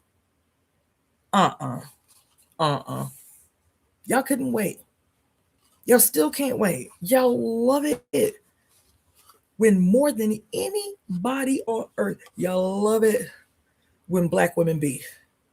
Because in your subconscious mind, in your unconscious self, what it does whenever you see, quote, Black women misbehaving in their unconscious state, right? When you see Black women beefing, when you see Black women misbehaving, when you see Black women mistreat each other because they, among each other, just like the rest of y'all, see each other as the whipping boy for all of society. When you see them misbehaving in these myriad of ways, it justifies the crimes against them. It legitimizes the basis behind the crimes, the collective crimes against them. You don't feel so bad when bad things happen to Black skinned women because now you have a giant repository of bullshit force fed down your throat in an attempt to justify their suffering, to justify crimes against them, to justify 77,000 Black women and girls who disappeared in a single year in this country. See, now you don't have to feel so bad. You feel me? Because you have a giant, what you call it? Repository, a giant library of content that forever legitimizes the perpetual punishment levied against the bodies of Black skinned women. You love it. And then even when you found out that World Star and other organizations like it made billions displaying your suffering, the suffering of your mothers, the suffering of your sisters, your aunties, your cousins, them, your baby mama, them, that they were all Jewish, and you don't see no connection to that at all. You don't see that problematic at all. You don't see that problematic at all. And I'm sitting here reading this right here. And my position ain't changed. Black women gonna save the goddamn world. that's it. Well, we have to wake up from a goddamn coma first. A violently imposed coma. That's what's happening. A violently, we are subdued by Islam, by Judaism, by Hebrew Israelitism, by Moorish science templeism, by nations of gods and earth bullshit and ass bullshit, by the nation of Islam, by Christianity, by Catholicism, you name it, by Hinduism, by Buddhism. We are subdued.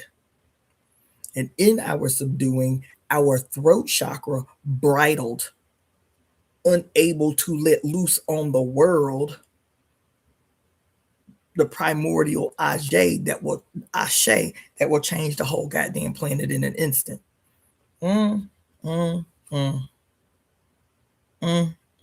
That's why we sick. That's why we sick. Our flesh is turned against us. As a warning, our flesh is turned against us. As a warning, as an alarm call. Damn. Let me finish reading. And then I'm gonna get up off here because I'm not feeling so good all of a sudden.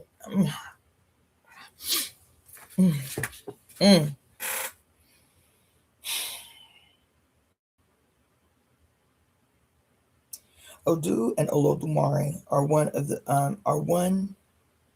Odu and Olodumare are of one mind in this Eshe of Osameji. And because of their oneness, it is easy to spot abhorrent patriarchal interjections.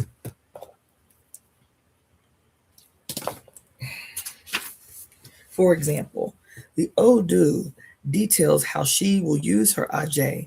An interesting commentary is included. Quote, Olodumare says this is good. He says, not bad. He says, use the power I gave you with reserve. If she were to use it with violence, he would take it back. And of all the men who follow you, I will make you their mother, end quote. Line 86, which I have italicized above, is an addition that is not part of the original Eshe. The line not only breaks the continuity between lines 85 and 87, but the speaker is clearly not Olodumare.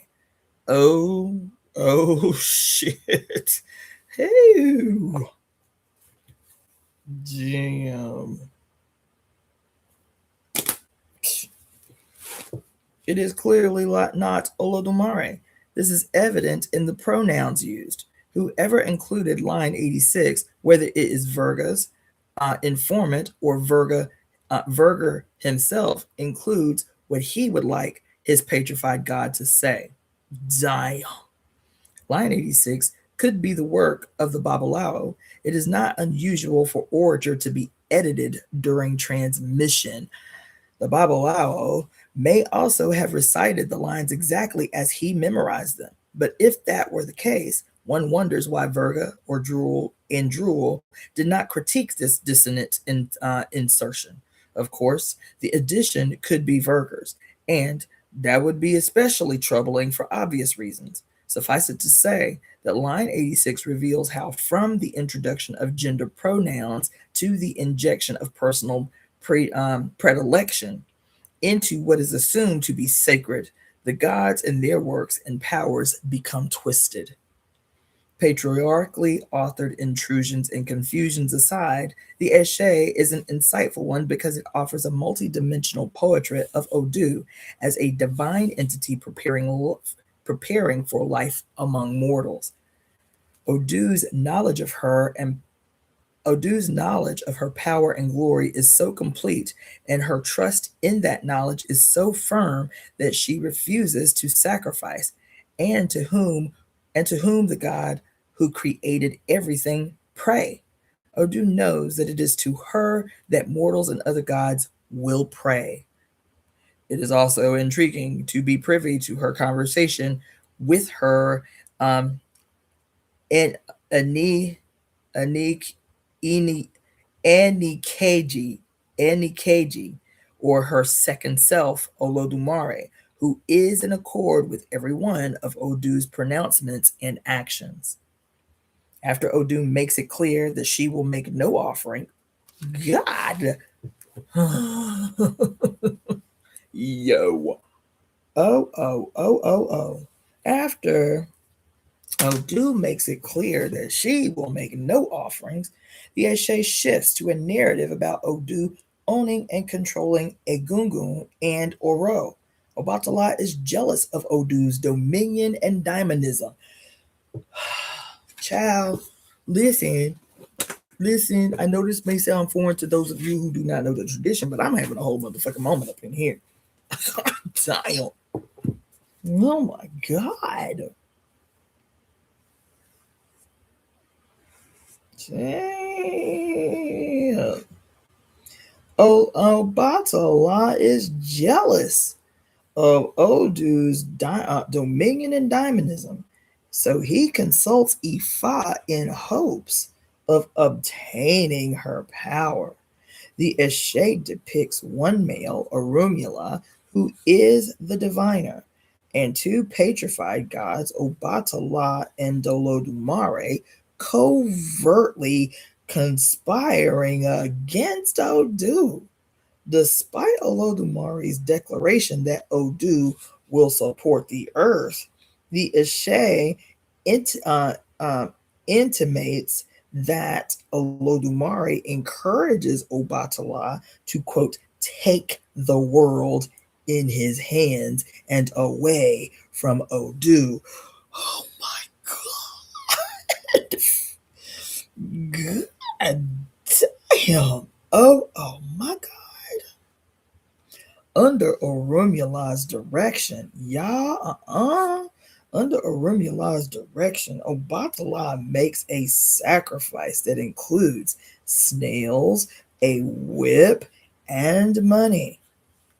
After this sacrifice is discussed, erroneous information is introduced into the Eshe again. It is asserted that Odu will Asheju or boast, brag, and exceed the limits of her power and then she will be forced to, quote, submit herself to Obatala and become his servant. God damn. But none of this overestimation of power and submission and subordination occurs.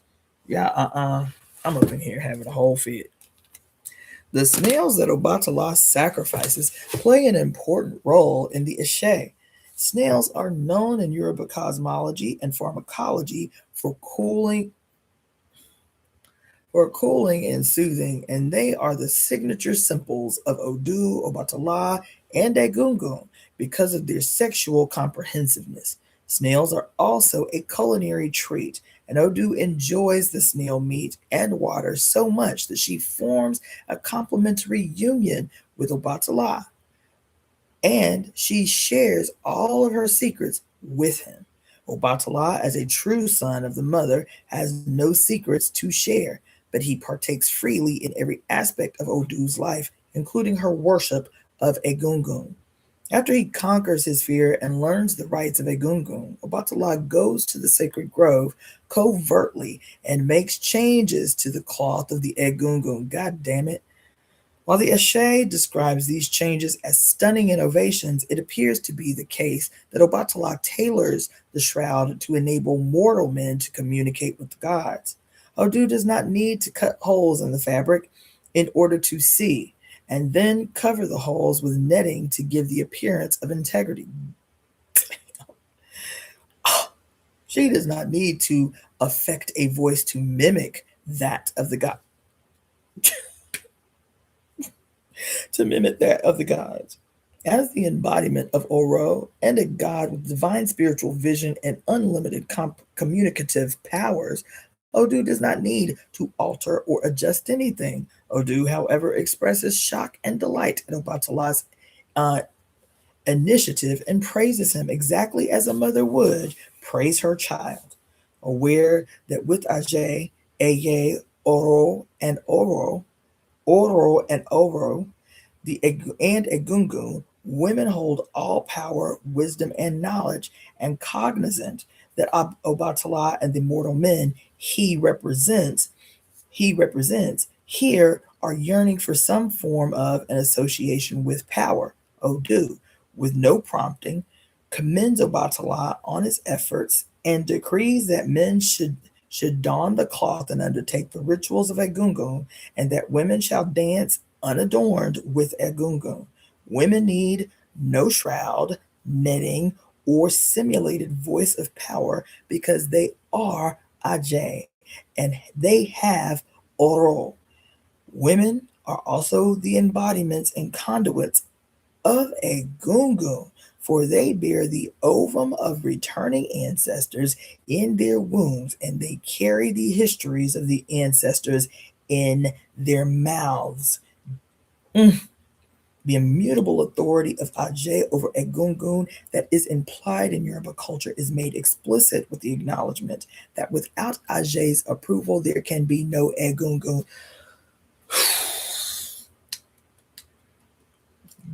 Oh my God.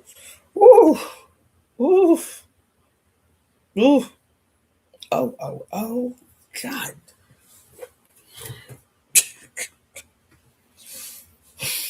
Mm. The AA authorizes and oversees Egungun's arrival. I gotta be done. With this shit tonight. Oh my God. I gotta be done. This shit is crazy. This is crazy. The AAIJ authorizes and oversees Egungun's arrival and actions. And in the place where Egun manifests, there also manifests Eleiye. All the power used by Egun is the power of Eleiye. Rather than overstepping her bounds or sinking into submission, Odu institutes gender balance and social harmony. She massages men's egos while she protects and proliferates Ajay. Mother does not have to deny herself to give. Her pot of gifts, her creativity, and her abundance are ever renewing. But mother's bounty must not be taken for granted. In the Eshe, Odu stresses the importance of respecting and revering women who are the ultimate creators. Quote, she says women have more power on earth.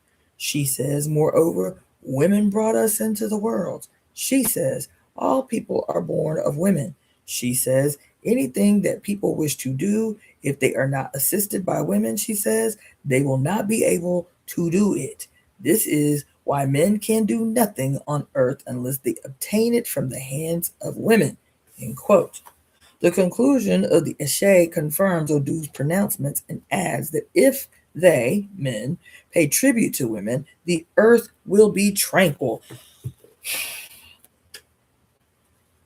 This simple statement, which can be interpreted as a fact, a warning, or a threat, is followed by a resonant lyrical demand that seems to come simultaneously from Odu, Olodumare, and Obatala, and is issued directly to the listener, reader, and reciter.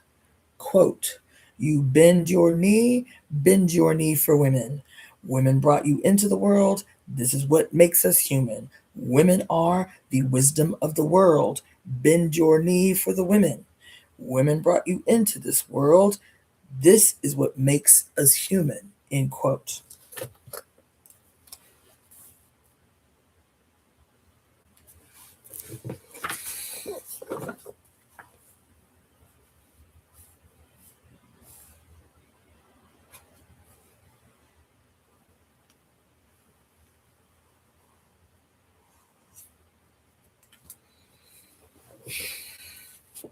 From the final injunction, it is clear that all women, as embodiments of Odu, are the literal creators, gods, and mothers of all men, age, status, and title notwithstanding. What is more, directly contradicting the assertion that Odu would submit herself to Obatala, the Eshe commands men to prostrate before and submit themselves to women. Shall. Child. As beautiful as that sounds, child, it's got me distressed in the moment. It's got me distressed. Because I don't see it happening. I don't see it happening. And if that's the case and that is the requirement, we're fucked. We're screwed. The world is screwed. Is fucked. Because she gives you the remedy right here. She gives you the medicine for what, quote, creating a tranquil world, for resolving the issues confronted by, quote, mankind. And the remedy is simple. That all men of all ages, status, and titles must prostrate themselves before and submit themselves to women. To save the world, to transform the world, to heal the ills of the world. This is what happened. It ain't happening. It ain't happening. I don't see it. I don't see it. One, because males only prostrate themselves today before those that they are terrified of. Do you see what I'm saying? You see the contradiction there? That it is only, quote, fear and trembling. That the proof that you love God is that you, quote, fear God. And why there's no need to fear a loving creator God. The only God you need fear is the God of terror, tyranny, murder, brigandage, warfare, poverty, enslavement, manipulation, psychological trauma, damage, and shit. And so fear becomes synonymous with love because love is a malignancy under a patriarchal father God. That's why women go into relationships expecting that their heart is eventually going to get broken because love is synonymous with terror, brigandage, narcissism, gaslighting, and all the terrible things. You just, what? Love hurts, love bleeds, love this and this. Every song is about love being synonymous with fear, trauma, heartbreak, potential pain, suffering, distrust, Those of you who are tuning in to my IG release.heart.center, I have 21 seconds remaining. I will close this down as soon as it goes off and bring up another live if you want to come back here. So we might be screwed. We might have to concede that it is the fuck over. Because if this is the remedy that's going to heal the world, is going to transform the planet, that is going to make Odu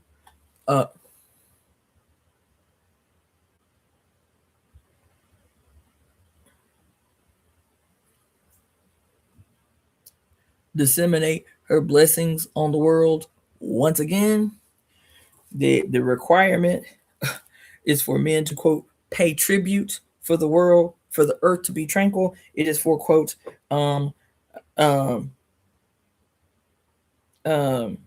it commands men to prostrate themselves before and submit themselves to women. It's a wrap. It's over. We can hang it. We can hang it the fuck up. It's over. If that's what's required to change the world, to end suffering, to end, we can hang it. We can hang it up. We can hang it up. We can hang it up. The Ashe of Osameiji is a melding of profoundly important and egregiously discordant information that reveals the difficulties that one will encounter when attempting to malign Odu. The editors of this Ashe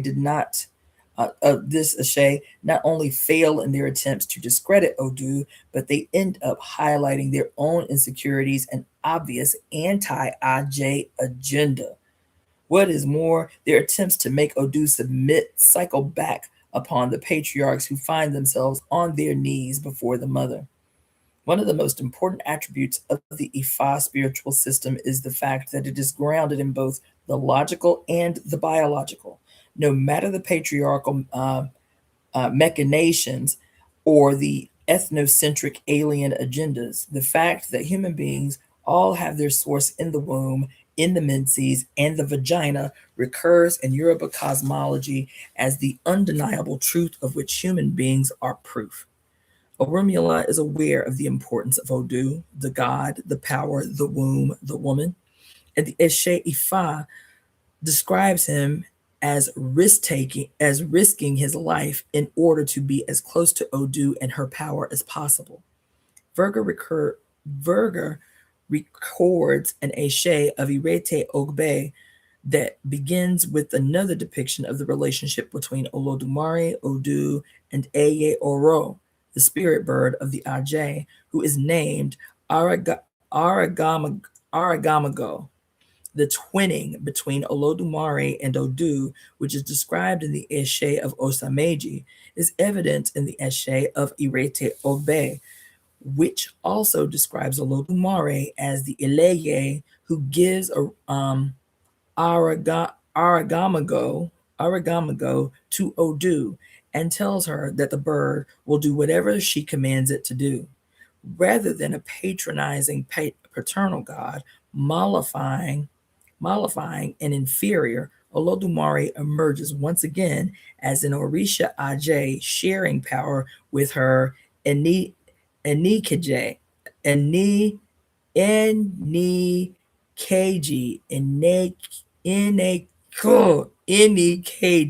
who is Odu. It is against the backdrop of Olodumare, Odu, and Aragamago, forming a trinity of Ajay, that Orunmila is introduced into the Eshe. He is desirous of building a life with Odu and Aragamago because they offer incomparable power and complete protection. His diviner tells him he must sacrifice because the power of this woman was greater than that of Orunmila.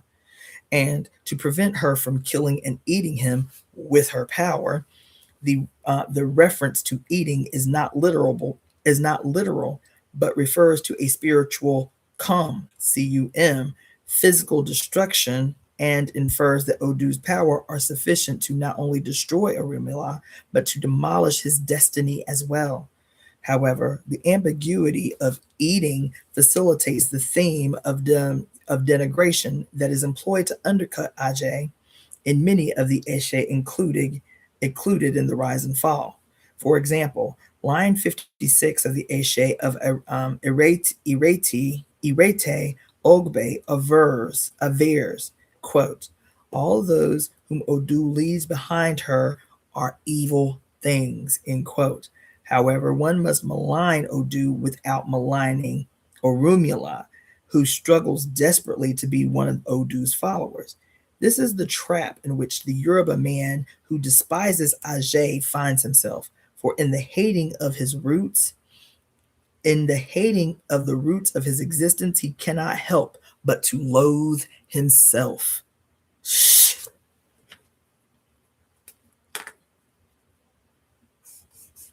Dang. The Babalawo who finds Odu and those she leads to be evil is in an especially thorny position, because not only is he led by Odu, but he also owes his Ori, his Ashe, Emi, as well as his Ajay to Odu. Every Babalawo is the direct beneficiary of Romulo's trials, humiliations, and struggles to gain access to Odu's Odu. And every Babalawo with his Odu replicates Odu and Orunmila's relationship. The most important information conveyed in the Eshe of Irete Ogbe is the confirmation that without Odu, there can be no Odu Ifa, and that there can be no Babalawo without Iyalawo, because Odu is the power of the Babalawo. Indeed, the only reason any, quote, father has knowledge of any mysteries or secrets is because mother shared her wisdom with her son. The Eshe continues emphasizing the centrality of Odu to Ifa. Quote, if the Babalawo possesses Ifa, he says he also has Odu, end quote. However, the Babalawo who does not have Odu is not whole and cannot consult Ifa, and is not actually a Babalawo. This Eshe provides clear confirmation of the centrality and indispensability of Ajay Odu to the Babalawo, to Ifa, and to the Yoruba ethos. I'm going to stop there.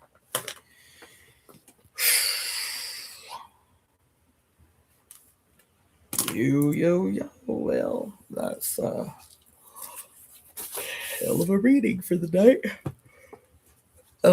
So what I'm gonna do is decide what time is it now?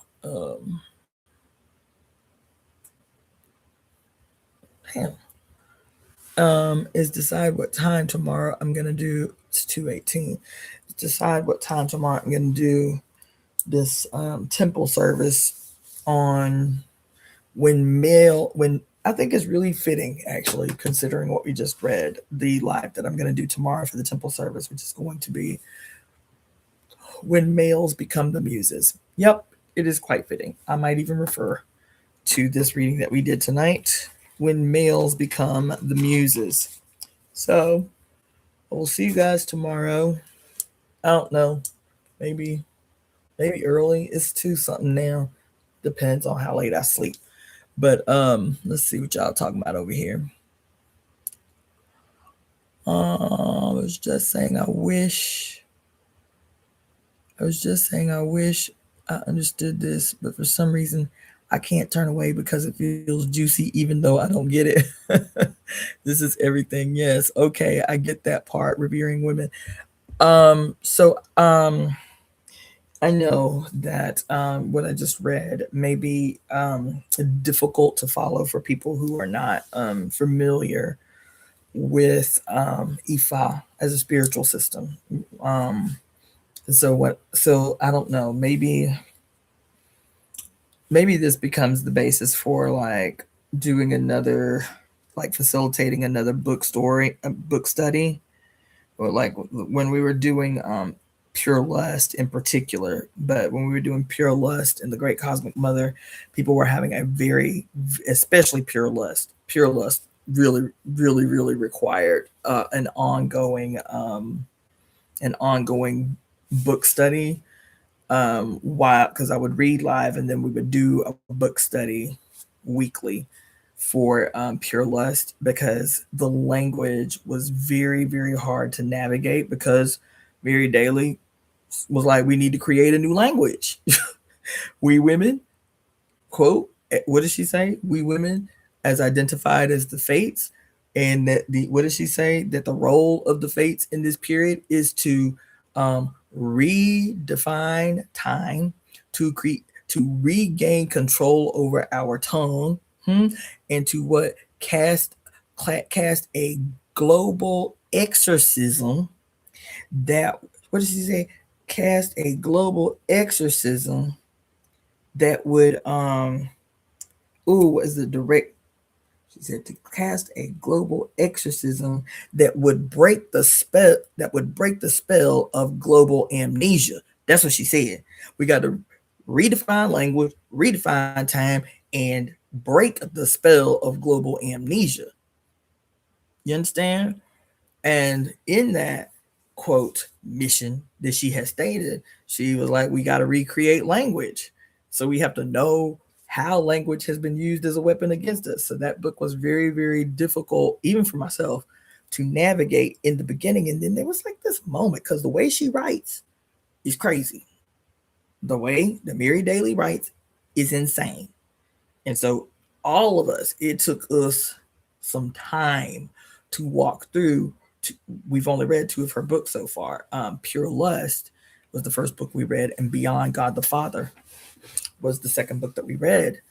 And so it required ongoing book clubs just for us to navigate language the way she was using it in these books. And I remember clearly there was a moment where it was like, because I struggled through the first chapter because of the way she writes. I really struggled. And so I know other people were struggling. But I remember the moment where it was like, you know how any of you have ever taken a second language, right? Learned a second language, how you struggle through, because you constantly tries to translate in your brain from your dominant language to this new language. And then there is this moment where you feel something kind of like this resistance kind of like break. And it's like, oh, it like you can feel the moment that you understand, that you're not just quote memorizing, but you actually comprehend. That's what happened when I was reading this book. There was a moment where I was like, and even my ability to read out loud her work like cleared up. It like freed up. I wasn't stumbling, because y'all can go back and watch the reading of Pure Lust, especially in the very, very beginning. It was like I was constantly like struggling through how she was articulating concepts, because the shit was so foreign to me. But then there was the moment where it was just like, oh, right? This may be the same for anybody that is listening to this book who is not, who where the concept of Ifa, the Yoruba spiritual system, may be brand new to you. You may not know nothing about it. And so a lot of these words and articulations just are not hitting, are not making any sense. So I might go ahead and what you call it?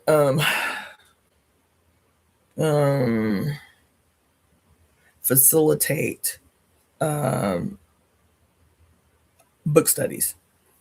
I was doing it pretty regular for some time, but and have been threatening to do so for a time, but I might go ahead and do that, just facilitate at least twice a month, ideally weekly, but I don't know that I have it in me right now, but at least weekly, Zoom, conference style book studies, so that I can help you guys extract what you need, what may be useful for you, even if you never ever get into the study of Ifa.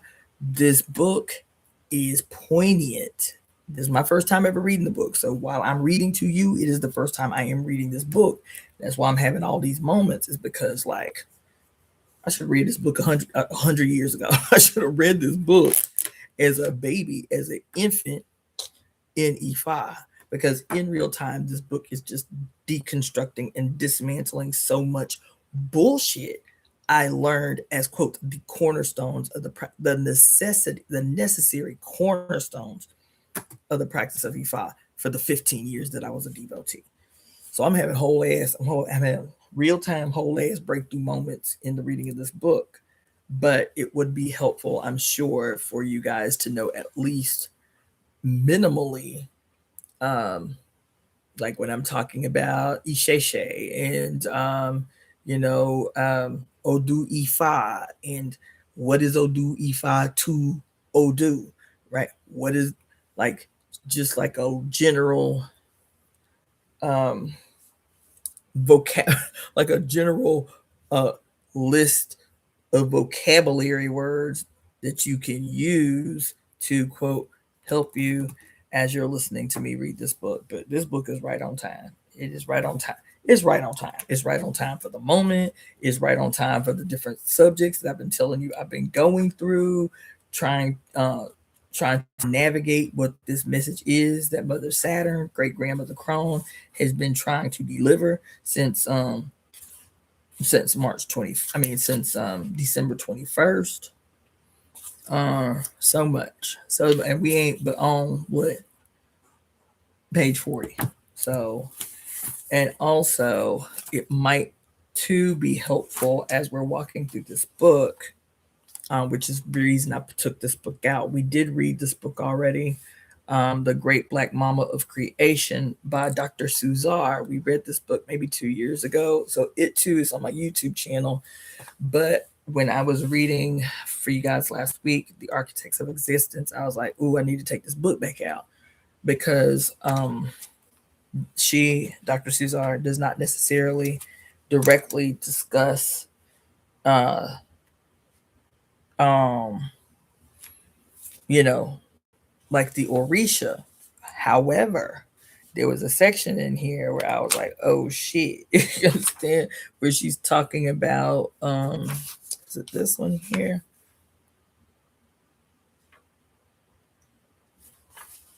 This book is so gangster. Just FYI, this book is gangster. Uh, yeah. This book where she talks about, she goes into great detail about the letter O and how the letter O, even when you're learning a foreign language, what do you learn? That in, quote, the romantic languages, which is English, Spanish, Portuguese, French, Italian, right? The romantic languages, the O is masculine and the A is feminine. But in this book, she talks about the fact that even the O has been usurped, that the O was always feminine. It always denoted the feminine. Isn't that something? And in Hebrew, the language of Hebrew, the A is always masculine. Isn't that something?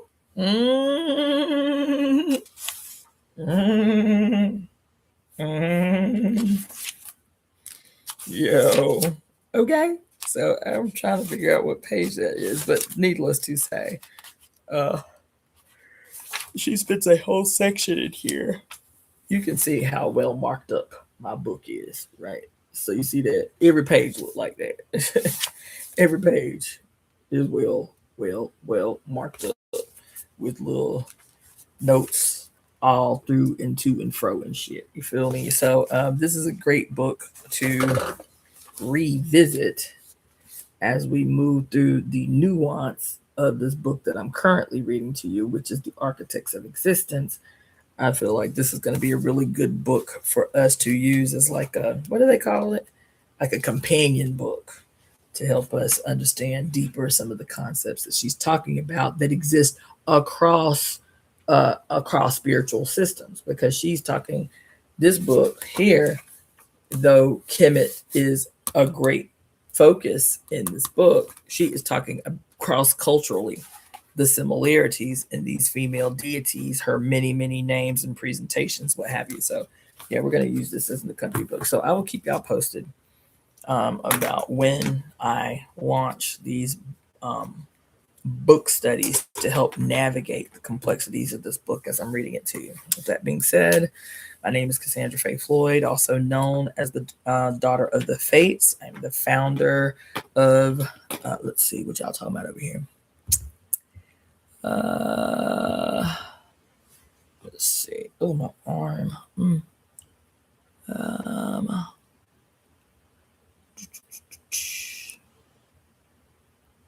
This book is, just by the way, this book is difficult to find. Don't think it's out of print, but I did read there was some controversy about the publishing of the book. Oh,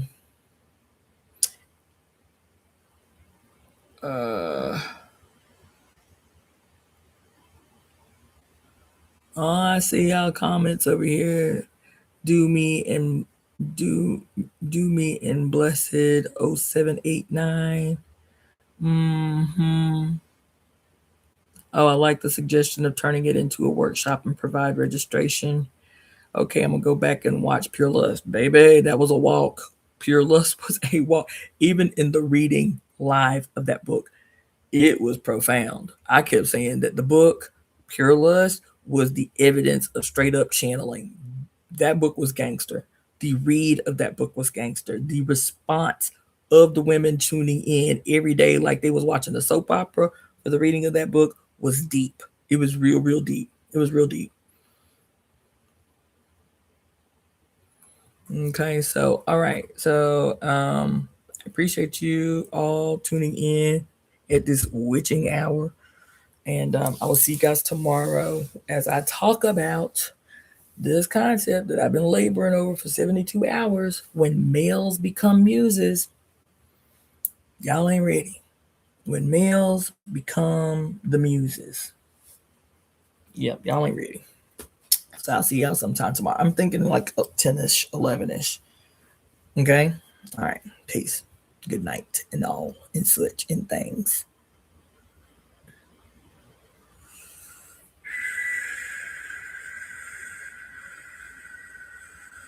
Yeah.